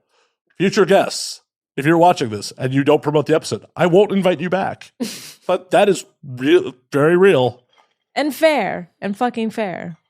Because if you're not going to give a shit, why should we give a shit? Right. I'm here to try to make you look entertaining.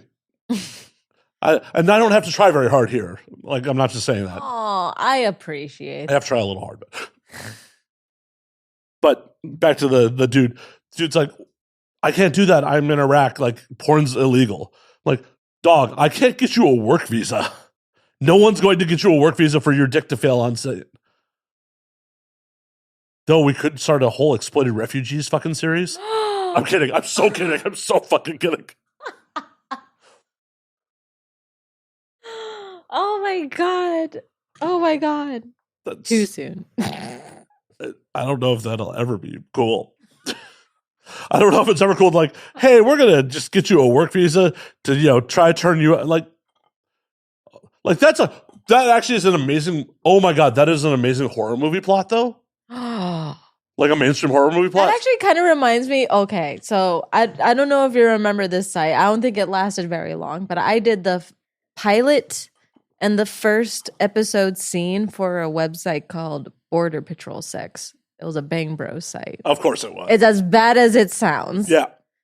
So like I do the first episode, questionable. The pilot episode. Then we do the first official scene for it. Tell me why we go out into the desert to this like ranch. We rent a bunch of immigration cars, like vehicles.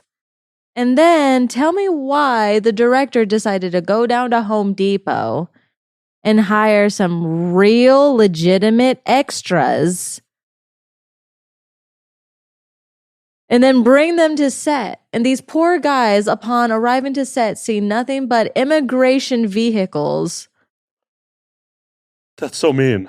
Right? These poor guys had to be explained, like, no, that's not what we're doing today. We are actually filming a movie. Don't worry about being put in handcuffs. Like, it was so bad. It was so fucking bad. To make matters worse, they had to go through like the wilderness with us. Like, we've been, trekking through the Like they're fucking coyote? Like they're coyotes? with a coyote. And then we, as the girl in the group, had to be like, oh, I speak English, talk to me, free me. And then we have to fuck immigration in order to be let free. And then half the time they arrest us anyways. Yeah, that sounds very, very much Bang Bros of the era. So terrible. Probably one of the worst websites I've ever had to shoot for. And no, I do not condone that, but I was only 20, 21 years old. I was fucking nobody and I needed money. Okay? Well, and on top of it, that was kind of socially acceptable at the time. The Bang Bus regularly threw people off of it and threw money, or didn't throw money at them. If that was real life, if that actually really happened, that's a crime. That would 100% be a crime. Man, shit used to be wild. Right, 100% like the old Bang Bus setup, if it were real, was a crime. That's that just kind of clicked in my head, how many people were masturbating to a fictitious crime? Well, as someone who's done a lot of weird, questionable shit, I don't. You'd be surprised at how professional these fans are that jerk off to these very questionable scenes. I guess, yeah. I almost want to mic him up to ask what questionable scenes, but I mean, if you he's jerking off to your questionable scenes, got it. To my questionable scenes, other questionable scenes, but mine too. Does it make you hot that your significant other is jerking off to your scenes?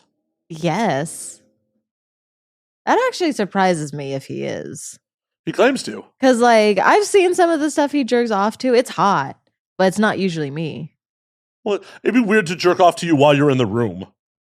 Not when I'm in the room. Hey, babe, stand over there. I'm watching your scene. That'd be a little weird. That'd be a weird move.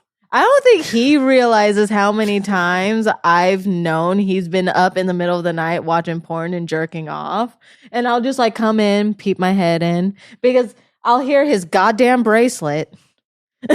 Just and I'm like, what is that sound? And I get up and I'm like, oh, he's watching porn. What's he watching over there? If I'm close enough to even see, I'll be like, what's he watching over there? And then I'll just go back to bed. It would still be odd to jerk off to one of your scenes while you're in the room. It would. Why would it be? Because you're there. So he jerks off with me whether I'm there or not. I literally just jerked him off yesterday. He will literally jerk himself off if I'm right there. He doesn't give a fuck. Why aren't you helping the man out? I did yesterday. What about today? He didn't ask. Well, consent's important, I guess. You Yeah, shouldn't exactly. just take it from him. Right, exactly. He didn't ask, so I didn't do it yet. Yet. Please don't do it in my apartment. I'm not. I don't care if it happens. I just don't want to clean up. Oh, that's fair. Well, what if I start here and finish at home? That's fine. Oh, okay. I mean, finish in the hallway. I don't care. Oh, deal. I don't clean the common areas. Bet. Okay. So what if I jerked them off onto your neighbor's door? It sounds like their problem. Okay, cool. I mean, there are cameras in the hallway, so that might be a crime. Well, I'll just stand in front of the camera. You're way too short for the camera to stand in front of. I'll stand in front of his dick then. Then I have no idea what we're doing. Yeah, the goo on the door won't be a fucking. It could be toaster strudel ice cream or icing. I'm just saying I will deny any knowledge of any of this. This is all hypothetical. Edit this out. We No. did not have this conversation. I'm the editor. I'm telling you. Edit this out. We never had this conversation. Then they'll never know. I guess I'll check in the morning to see if a door's iced or not. It's like, oh, there's toaster strudel on that door. Time to edit that part out. If you don't follow through, or he's managed to keep it in, keep it contained until he's outside. To be perfectly fair, I don't think that'd be possible just because my arm would start to hurt after a fucking minute. Professional. Yeah, but there's a lot to jerk off there. You have 2 hands. It's still a lot. I get tired. I would have to take a break. We would literally have to stand out there for like half an hour. And I don't think we have that kind of time. Or at least we don't have that kind of patience. That's between y'all and the hallway. Well, I'm just letting you know. You're not going to wake up to a frosted door just because I'm too impatient. Fair. I mean, I wasn't going to stand out there and watch. So, I mean, this was all going to be find out tomorrow either way. Why wouldn't you watch? Why not? Someone's paying me? That's fair. No offense. I just, I'm wildly jaded to this stuff. If it was the other way around, maybe he'd think about it. Him jerking you off? Why not? If I just like got fucking Once my again, pussy played with and then I squirted all over the neighbor's door, you wouldn't be down to watch that? no one's paying me. Huh, that's fair. It's one of those things like I've been around too long. It's if no one's paying me and I'm not participating, I don't care. I don't know. I would still be not necessarily like excited, but just more like, oh, well, I've got nothing else to do. I do have other things to do though. I have editing to do. I have video games to play. Okay, that's fair. I have other things to do. Fair. Wow, Liv. Wow. You think I just live to watch you masturbate? I mean, why Like- not? Some do. Yeah, I'm not them. This is why we're friends, and I'm not your fan. I hate to break it to you. Well, especially because I don't squirt, I feel like that would be something worth witnessing. See, I didn't know that. This is how little of your content I've consumed. I'm sorry. I actually appreciate that. Because then we have other shit to talk about. Uh-huh. Yeah. Like you're a real person, and you have other things to talk about. Holy fucking shit. Right? I'm a real person. You are. Oh I've even watched you eat meat. my God, right. The fired PA is trying to confirm your reality. Yeah. But yeah, you're a real fucking person, and I'm sorry. Like, I don't know if you're aware of this. Like, I only touch myself to people who I don't know in real life. You know what? Me too. Me Or- fucking too. The one caveat with that is if I've had sex with them in real life. Like, if I've had, it's like, well, then I'm kind of reliving a memory. That's fair too.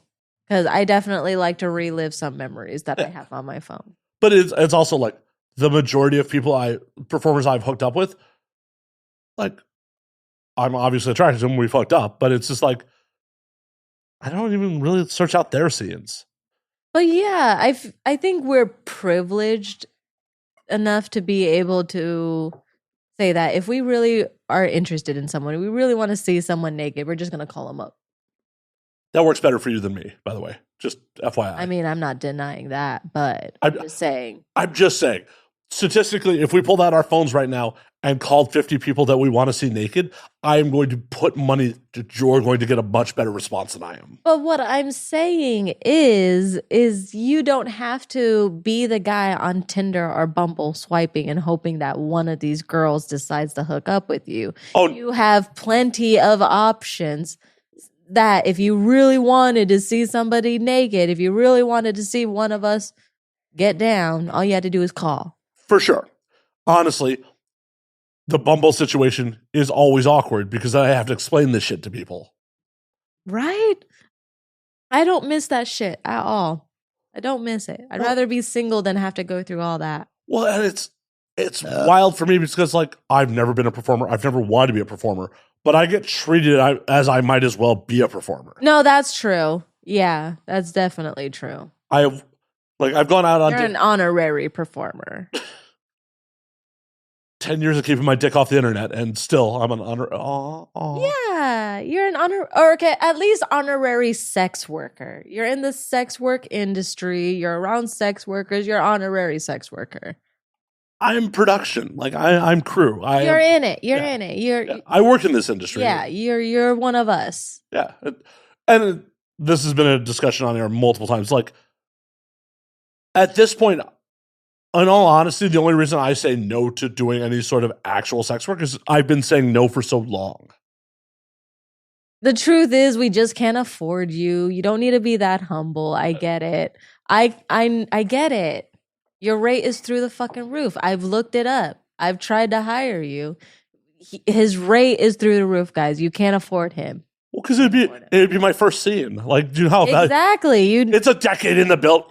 Exactly, and I'm sorry that we can't afford you, Matt. I'm sorry. Work harder. I'm trying. I'm saving my money. All right, I'm saving my penny. Maybe if you two save together. We got a penny jar. We're working on it. It's gonna take you a long time with the penny jar. Well, that's why it's a penny jar. She's like, I'm not trying that hard. I'm really not trying that hard. Like, I bought the man a steak dinner and he didn't put out, so. So you get the penny jar. Sorry, Liv. I'm sorry. I didn't realize the steak dinner came with strings attached. What'd you expect? It was Fleming's. To have a nice dinner? Put out next time. Okay, buy me another dinner. Fucking prude. Fine. I will promise on air, next time you take me to Fleming's, I will put out. Yeah, I want to see that pee-pee. Shit. Shit. I really like Fleming's. Really like Fleming's. So it sounds like I must see his pee-pee real soon, guys. Oh, and that's the thing. I have zero problem showing it to people in private. You know what? Actually, to be perfectly honest, I don't think I'd be able to look at your penis. There are... Yes, it is blindingly white. I understand. That's not what I mean. You gotta wear, like, welded goggles. No, what I'm saying is there's just some people that we've been friends for so long that it's just like, I just cannot see you naked. Like my friend Manny, for example, and I'm Manny Bucks. Anyone who knows Mr. Manny Bucks, go follow his ass. But, you know, we were roommates for a few years, and so many people speculated that we must be hooking up. We must be secretly dating some shit. I'm like, no. That was like my brother. Like, I only had one opportunity to ever see him naked, and that almost scarred me for life. That's horrible. That's a horrible thing to say about a friend on the internet. Because it would be it's at this point it's like incestuous. I see him as my brother, so seeing him naked would be like horrifying. Absolutely horrifying. Like, no one wants to see their brother naked, or at least I would hope most people don't want to see their brother naked. But I don't want to see my brother naked, so I definitely don't want to see someone who I view like a brother naked. No, I'm not going to get a steak. I mean, I'm still going to get you a steak. Okay, cool. Even better, I don't have to put out and I get a steak. Fuck yes. Fuck yes. I get to eat a delicious steak and be lazy. Fuck yeah. But I like because I feel like I have to put in work at that point. Like it's like I'd have to service you at that point for a fucking at least put on makeup. Ouch. Ouch. God damn. Wow. I want to see the dress and heels. Okay, get dressed up for me. That's all I ask. I mean I got no shame. Okay. I just don't know where. Look, I will be really awkward in heels. I'd be really awkward. I don't think I'm coordinated enough for them. Well, we'll make them chunky heels. They don't got to be tall. Just something to make your butt pop. All right. Right? Okay. Things you do for a good steak dinner. What you do for Fleming's. Right. This just seems like it escalated horribly. Like last time, I didn't have to do anything. Like we had a nice steak dinner. We went and did a podcast afterwards. Now I gotta fucking go and drag. I'm not shaving though. Anything. I don't want you to shave. I love that Mediterranean look in women, including my legs. Mm. All right. I'll braid that shit with my tongue. Now it's very mixed signals.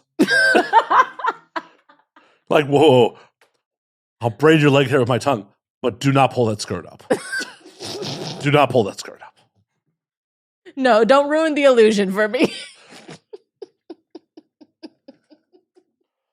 Whatever you do, it has to stay below the thigh. Whatever you do. Do you grow hair on your thighs? Some guys don't. Oh, yeah. Oh, okay. You're just like a wildebeest. Like, I'm hairy. I'm a pretty hairy Jew, yeah. As I've gotten older, like I started to develop back hair. And it's patchy, which kind of bothers me more. No, pobrecito. It's like, why is there just like one rogue hair, like right here? It's long. It's like, and there's just spots where it's like, I can't quite get it with the razor. Oh. I legitimately looked at like laser hair removal for my back. Like, I don't take my shirt off all that often. I don't know why. I was just like, something about this is just like, it needs to go. Well, I mean, you're in California. You're in LA. I'm assuming you go to the beach often enough. No. No, not at all. Not even during the summer. In the 10 years I've lived in LA, I have probably gone to the beach, like to hang out at the beach, less than 5 times. And every time it was just to drink on a rooftop bar near the beach. Oh, excuse me. You sound like me, though. That's me, too. Yeah. There's a reason I live in Hollywood. I was just going to say, I live in the Valley. I think most of us, especially because, yeah, you're born and raised LA? No, I'm Chicago. Oh, right. Okay. I scratched that then. Never mind. But I was going to say, Wow. I give you those kind of vibes? ouch. What's that supposed to mean? I was born here. I'm sorry. But that's fair. But I was going to say, if you're born and raised Los Angelino, whatever, we go to the beach occasionally, but most of us don't actually go to the beach regularly. And I feel like people who aren't from LA usually, because obviously you're not a part of that, usually try to go to the beach as often as possible. They make it like their whole personality sometimes. No, I'm a scumbag urban kid. Like, I barely ever went to the beach in Chicago. Well, I mean, is that a real beach? Lake Michigan is definitely a real beach. There's definitely real beaches in... Yes, there are many beaches in Chicago. This will be an argument between Californians and Chicagoans for another time. Yes. That's not a beach. But anyways. There's sand and water. What the fuck else would it be? What's it called? Lake Michigan? That is a Great Lake. The fucking Great Lake.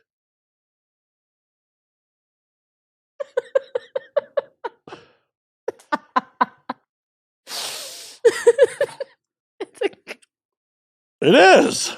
It's a fucking Great Lake. You gotta vote this. Yeah. You're not on the mic.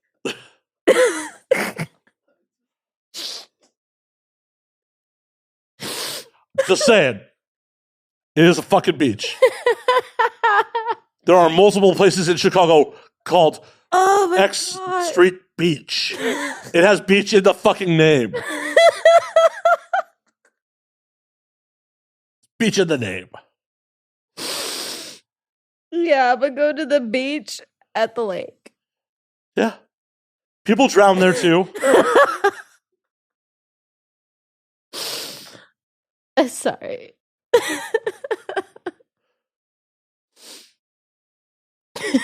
I don't know why you're... It's a thing. It exists. It's not a beach. It is a beach. What? Where's this beach elitism come from? It's a lake. Yeah. It's a fucking large body of water. Yes, it's a lake. Not the ocean. It's not the ocean. Are you saying there can only be beaches at the ocean? Yes. So everyone swimming in the Mediterranean can't be on a beach? Nope. But no, actually, yes, they can because it's the Mediterranean Sea. It's a sea. It's a sea, not a lake. Not an ocean. It's not a lake. Oh, okay. So the minute it's a lake, Man, it's a lake. That's why it can't be a beach. Yes, because I would go lay on the lake beach side. All those people in Texas at Lake Havasu, they're not going, yeah. Yeah, there's a lake. And that's in Arizona, not Texas. I was wrong. I've been drinking.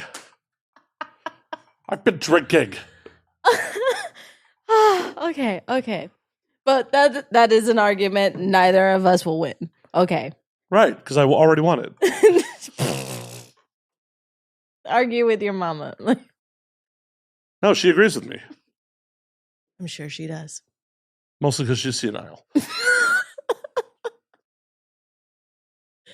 Anywho. But my point being is most people not from LA usually go, or when they move to LA, try to go to the beach as often as possible.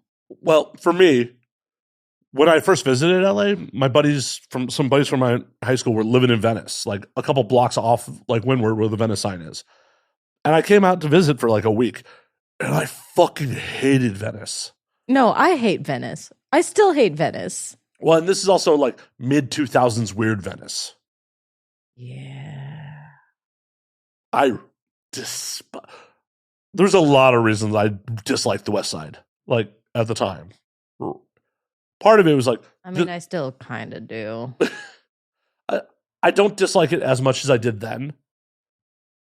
But one of the things I really disliked about it was Chicago, for better or worse, is a fucking 24-hour town. Like, I could close the bar and my options for food all over the fucking place. Like, I knew a 24-hour shawarma spot, like a ton of different diners. There was always like food readily available. We closed these fucking bars in LA on the West Side. And it's like, where are we getting late night food, man? It's like Denny's. Like, what do you mean Denny's? There is no choice but fucking Denny's? Like, No, fuck that. I'd rather starve. yeah, it's just like, how the fuck in a major metropolitan city in the United States of America is there no food after 2 a.m.? And it wasn't until after I moved to Vegas and I was coming out to LA for work all the time and like discovered Hollywood, discovered downtown. I'm like, oh, no. Other parts of the city are a real city. Mm-hmm. The West Side is just its own weird little fucking bubble, and I'm not into it. Yeah, it really is. To each their own. I can understand how maybe the architecture and maybe the pretty pictures online maybe pique your interest, but once you're actually there really is no appeal. Even that Venice Canal is questionable. I think, take some quick, pretty pictures there, but other than that, it stinks. Yeah. It looks gross. The water is dirty. Well, that's why they pulled out the canals of the rest of Venice. Yeah. Little it's actually really sad. Little LA history for the people who don't know. All of Venice used to be canals. Mm-hmm. And then they made an engineering error on like moving the water. So it became a lot of standing water and like the whole neighborhood smelled. And that's why they pulled them out. Yeah. We can't all be Amsterdam, unfortunately. Well, or Venice. Honestly, that's fortunate because Amsterdam's just okay. It used to be popping. That's the thing. I went to Amsterdam back in, I was 22, about to be 23. So that had to have been at least 2013 or 2014. And that's when Amsterdam still had all the bars in the red light district. So people used to do the bar crawls. It used to be a party central. So, I mean, I was privileged enough to at least experience that once before it became more residential. Now you go to Amsterdam and you go to the red light district and it's like, unless you're going specifically for the brothels or maybe the dispensary, there's nothing to fucking do anymore. So I went in 2017 and yes, the red light district was a giant fucking party. It felt like Europe's Vegas to me.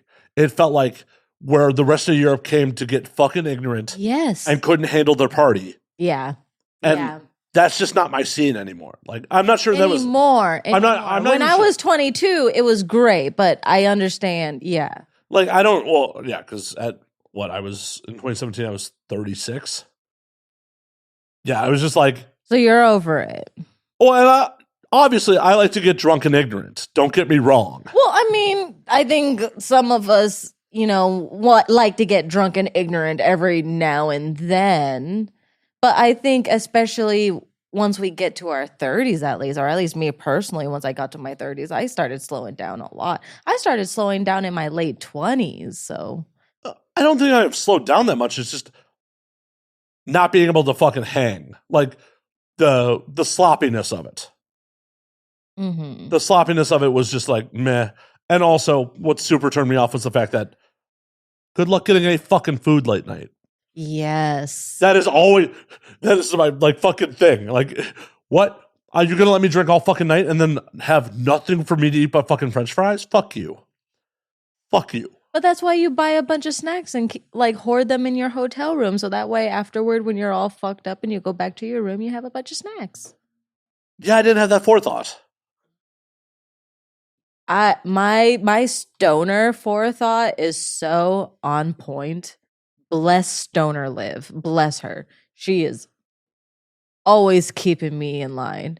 See, Because there are points where I've been so either fucked up or so stoned where I'm just like, I could really use like a snack right now or just something. Then all of a sudden I remember, holy shit, I just bought myself a bag of popcorn or I just got this thing of fucking Reese's. Like stoner me, fucked up me, she is looking out. Foresight Liv is looking out. Thank God for Foresight Liv. see, for me, I was expecting it's a major city that there would be some fucking food, especially like the bars are open till 5 a.m. Yeah, the bars. But even everywhere in America, if the bars are open that late and your bar has a kitchen, there are at least like the kitchen's open till 2, or there's at least like a limited menu that you could. Rolling into these fucking places that have full kitchens and they're like, yeah, we don't serve food after 10. It's actually kind of surprising they don't have at least like a 24-hour shawarma place. Right. I feel like shawarma is 24-hour in most places. You'd think. I found a stand that sold French fries. Like one night, I bought a lot of fries and some stroop waffles. And then there was another night where, because we were staying in an Airbnb in like a fucking neighborhood, and I see what I thought was a convenience store open 24 hours. I'm like, fuck yeah, 7-Eleven. Fuck yeah. Roll in, like, this is just a candy store. No, God damn it. And I'm sure that's probably exciting for some people, but no, that would be fucking horrendous in my opinion. Oh, I still walked out of there very drunk with an armful of candy. Like, I gotta eat something, man. But just like, Oh, right, exactly. It's just like, obviously I'm going to walk out with something, but this isn't exactly ideal. At least for me, I'm not a sweets person. So as like a stoner or just a fucked up person who's looking for something to eat, it's like walking into a candy store, I'd be like, fuck me. oh no, I I'm definitely. either gonna walk out with a bunch of fucking snacks that I'm gonna regret, or I'm just gonna sit and cry because I'm hungry in my hotel room. It was literally like me buying a bunch of candy I regret. I was just like, I want something savory and some water and some grease. And like, I have all these European chocolates now. Oh, just. Right? Oh my. And then also, because we're staying in an Airbnb, which is a fucking apartment, the Dutch, for whatever reason, have the steepest stairs in the world. Mhm. And we're in a second floor Airbnb, so like nothing like coming home super drunk and dragging yourself up those stairs. Just fuck my life. That was me when I went to Florence, Italy. I had a suite at the top of the hotel. So it was like 6 floors. It was small because it was a really old building. But once you get to the 6th level and you open my door, you still had to go, like literally opens up to a stairwell. You had to take the stairwell up to my suite. So I'm on the very, very fucking top. And even though it's only the 6th floor, I'm in Italy. So I'm fucked up. I'm wasted. And I'm sure you've been walking all day. I've been walking all fucking day. So just taking the elevator up, getting to your hotel room and thinking, I'm just going to walk in and crash on my bed and realize, oh, wait, no. I still have a whole ass stairwell I have to fucking climb up. And they're not like American stairs where they're big and wide and you just kind of clump up and whatever. They're those steep really small, narrow stairs that you're talking about, where you might as well just be climbing up them. You need all 4 limbs to get up those stairs. And then by the time you're up those stairs, I'm just like, fuck, do I even want to get in bed, or am I just going to lay here at the fucking top of the stairs? Just, it's only a couple more feet to the bed. It's only a couple. Right, but do I really want to? Is it a couple of feet or is it a couple of miles? I don't know, but I don't want to take the chance. It feels the same way at that point. Yeah. I know. It's like, I understand why the Europeans are in such better shape than us. Like, I get it. Mm-hmm. I get it. Like, if I had to walk up massive flights of stairs every night when I came home drunk. Their stairs are so narrow, you can basically just roll down them. Yeah. It's like, yes, you were tiny people hundreds of years ago. I get it. And you're a small person, so like... And I'm a small person, exactly. So for me to say that their shit is narrow is saying a lot. Yeah, imagine me doing it. Imagine me doing it. Mm-mm. After a hard night of drinking. Mm-mm. Less than fun. Less than fun. Like, of all the places I've ever gone in the world... You would have given up on the stairs of my hotel. Probably. I almost gave up on the stairs to go up to the second floor. Just checking in, I looked at the guy and I was like, you've got to be fucking kidding me. You mean to tell me that when I get to my hotel, I still have stairs that I have to fucking go up? Tell me you're joking right now. Don't get me wrong. The view, gorgeous. Honestly, one of the best places I ever got to visit. But getting to my hotel room, not fucking easy. Fuck that. Fuck that. Mm. Well, note to self, don't stay there when I go to Florence one of these days. No, definitely try to get a floor level room. Anywhere you go, try to get somewhere floor level. It's generally the move, unless you're in like a modern hotel with elevators. But even then, every time I go to Budapest, the elevators are so goddamn small that you and your luggage can barely even fit in the elevator. I mean, please be fair with the audience. You have more luggage than there is you. No.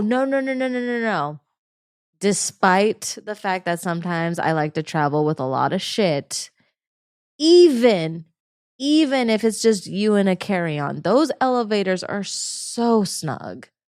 So fucking snug. Like, you and another person can barely fit in there. Like, I'm surprised elevators fit multiple people in the first place when I go out there. Once again, I haven't been to Prague. I'll take your word for it. Oh, Prague, Budapest, they're beautiful. You need to go. I know. It's cheap, too. I know. I need to go. It's on the list. It's so worth it. Even if you just go for a week, you know how much you can do in a week? You know how much you can do in 3 days? Imagine if you had a week. And the thing is, it's like, it may not be Thailand cheap, because like, I've never been to Thailand. I've only heard. But compared to the other places I've been to in Europe, it's pretty fucking cheap.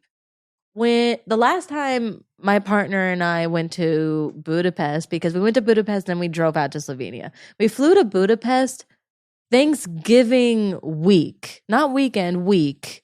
And it was still less than $1,200 round trip for 2 people. And we were out there for 10 days. That's insane. It was exactly. So it's really fucking cheap to go out there. The dollar goes a long fucking ways when you're out there. Well, okay. So it's 56 baht for a large bottle of beer in Bangkok. I don't know I'm trying that compared to. So according to Budapest was, according to quick Google, about $1.44 for a pint of beer. And that's compared to 40 baht, you said? 56 baht. 56 baht. 56 baht is $1.62. So it's actually cheaper Okay. in Budapest for a pint of beer than a large bottle of beer in Thailand. Yeah. And for anyone who's unaware of how I travel, that is how I do price comparison anywhere. I always compare what it costs to get a beer, because beer is pretty universal everywhere, and it is a good gauge of what goods and services cost Because pretty much everywhere you go, except for fucking Singapore, a beer's a beer's a beer's a beer. Yes. Singapore has the highest alcohol tax in like the world. Really? Yeah. I didn't know that. So it throws my whole... Singapore is also insanely expensive. Real? Oh, I didn't know that. Especially with it being right there between like the Philippines, Thailand, etc. Yeah. One of the most expensive city countries on the planet. Wow, good to know. And heavy alcohol taxes. So, Okay. because there was a point where I was like, me and my friends were like, let's go to Singapore. It'll be fun. And then we looked at the price. Like, let's not go to Singapore. It's East Asia, but boy, is it expensive, East Asia. I was just gonna. Well, first of all, for me, it's like you get the death sentence just having weed, so I'm like that doesn't appeal to me at all. Yeah, but there's other places in... I mean, of course there are, but there's a reason I'm not going to those places. Oh, shit. Marijuana's legal in Thailand? Medical... Okay, so medical was legal in Thailand since 2018, but decriminalization happened in 2022. So, okay, no more death sentence for weed in fucking Thailand. I'm going to fucking Thailand, y'all. Well, I'm glad to help, change your life. Well, it's like, I mean, not that weed is legal in Hungary either, but, you go to certain European countries and they're not going to kill you if you have it, Right. But, Indonesia, for example, Well, I've been told you don't fuck around over there. I mean, premarital sex is illegal in Indonesia now. So what about people just going on vacation? Even tourists? Uh-huh. So you two should not go to, go to fucking... No Indonesia for us. No Bali. No Bali. Damn. Which is wild because people used to like fly to Bali to shoot porn. I was just going to say, wow. Yeah, they passed out like in the last year or so. Y'all did that shit on purpose. Y'all y'all don't want our money? You don't want us fucking in your hotel rooms on the beach? Whatever. Like, don't make such nice beaches then. But you know what? Not that I'm trying to talk shit. I've never been there, so I don't know. But I've been told Bali is not as nice as we see on the internet. Same with Hollywood. You go there and there's like parts that they make pretty, but most of it isn't. I feel the same way about Barcelona. Sorry if all my Spanish people, I'm sorry. I am not a fan of Barcelona. I haven't been. I've only been down to Madrid and like down to the coast. It stinks. But I'm not saying it's like a stinky city. I'm just saying it stinks because you guys like to keep your dumpsters out cooking in the fucking hot ass sun out on the street everywhere. So now the whole city smells like dumpster. Maybe. I'm American. There's plenty of things to shit on us for, so. Gun violence, poor medical care. We got a couple. Yeah, so it's like, I'm sorry that I say that Barcelona stinks. There's plenty of things to shit on America for. No place is perfect. No place is perfect. But Barcelona is not one of my favorite places. I still want to go. You need to go to Sitges. Sitges is right outside of Barcelona. So fly into Barcelona, see the city, but go to Sitges. Go to the nude beach. Go to the bars. I don't want to blind people. I'm not saying get naked. I'm just saying go. That's weird to go to a nude beach and be like, I'm the dude who's not nude. There's plenty of people not nude at the nude beach. That's weird. It's not. It is. No, it's not. To them, it's not. It's normalized. Because the thing is, it's not a nude beach where you'll go and everyone's being sexualized and ogled. No. You're just going to be comfortable. And trust me when I say that they're not going to be uncomfortable seeing you dressed or undressed. Oh, no. They would definitely be much more uncomfortable with me undressed. The whole blinding them thing. But either way, you're not going to look like a weirdo being dressed. It's chill. It's a very, very beautiful, lax city. No, I'll look like a weirdo rubbing in cheese with like it's fucking suntan oil. Oh, well, that's fair. Yeah, you would. Especially because they don't have cheese in a can. Oh, I'll import it. I know you would. How many cans of cheese can I take in my carry-on? Did you measure that? I'll find out. Well, first of all, how much does each can weigh? And then you figure out how many you can fit in your carry-on. Because you don't want to check that. Like, that could decompress in the plane, and then you have a suitcase full of just exploded cheese. Exactly. No one wants that. No, I can't spray myself on it in the beach if it's exploding in my suitcase. No. Because then how are you going to take that home? I'm not. Exactly. I'm just going to, like, feed it to the homeless. That works. Here's your suitcase full of cheese, They don't. homeless. They don't necessarily have homeless. They people have that homeless. though. Well, no one has homeless like we have homeless. I mean, that whole suitcase of cheese might feed like 3 homeless people, Three which more than makes up their whole city. That's 3 more than we're getting fed. And I'm feeding them American style, canned cheese. I know they're gonna be filled. Like, this is a delicacy. This shit's They're important. gonna have runny buns, but they're gonna be filled. Not my problem. Hey, they'll have a suitcase to shit in. There you go. Perfect. They'll want to use the suitcase at least. I mean, that, once again, not my problem. Shh. Make your comments on the mic. See? Shh. Yes. Did I warn him that this was going to happen? Yes. There was a disclaimer before the show started, like, please don't talk off mic. Oh, I've been on set. I'm professional. I won't talk off mic. And didn't I make him come sit over here so he can talk on mic? Yeah. Yeah. I tried. I really tried. I know, we both did. We did. But Liv, I actually hate to do it. You know, we've been doing this for over 2 hours. I know. Fuck. We should probably wrap up, huh? That's what I was getting at. We're going to call last call on this motherfucker. Yeah. Last call, you guys. So, Liv, it's always a pleasure. We got to do this a little more often. We do, because we're just going to talk all fucking night. Yeah, I mean, I'm not kicking you guys out. I just don't want to edit anymore. I understand. I mean, I have to edit enough porn to understand that this is a fucking pain in the fucking ass. It is. Just a little. So appreciate it. But before you get out of here, tell them where they can find you on the things. Follow me on X at liverevamped.com and follow me on Instagram at liverevamped.safe4work. Liv Revamped. Revamped. Well, until next week, drink up, motherfuckers. Liv Revamped and I are going to hang out for a few. Thank you.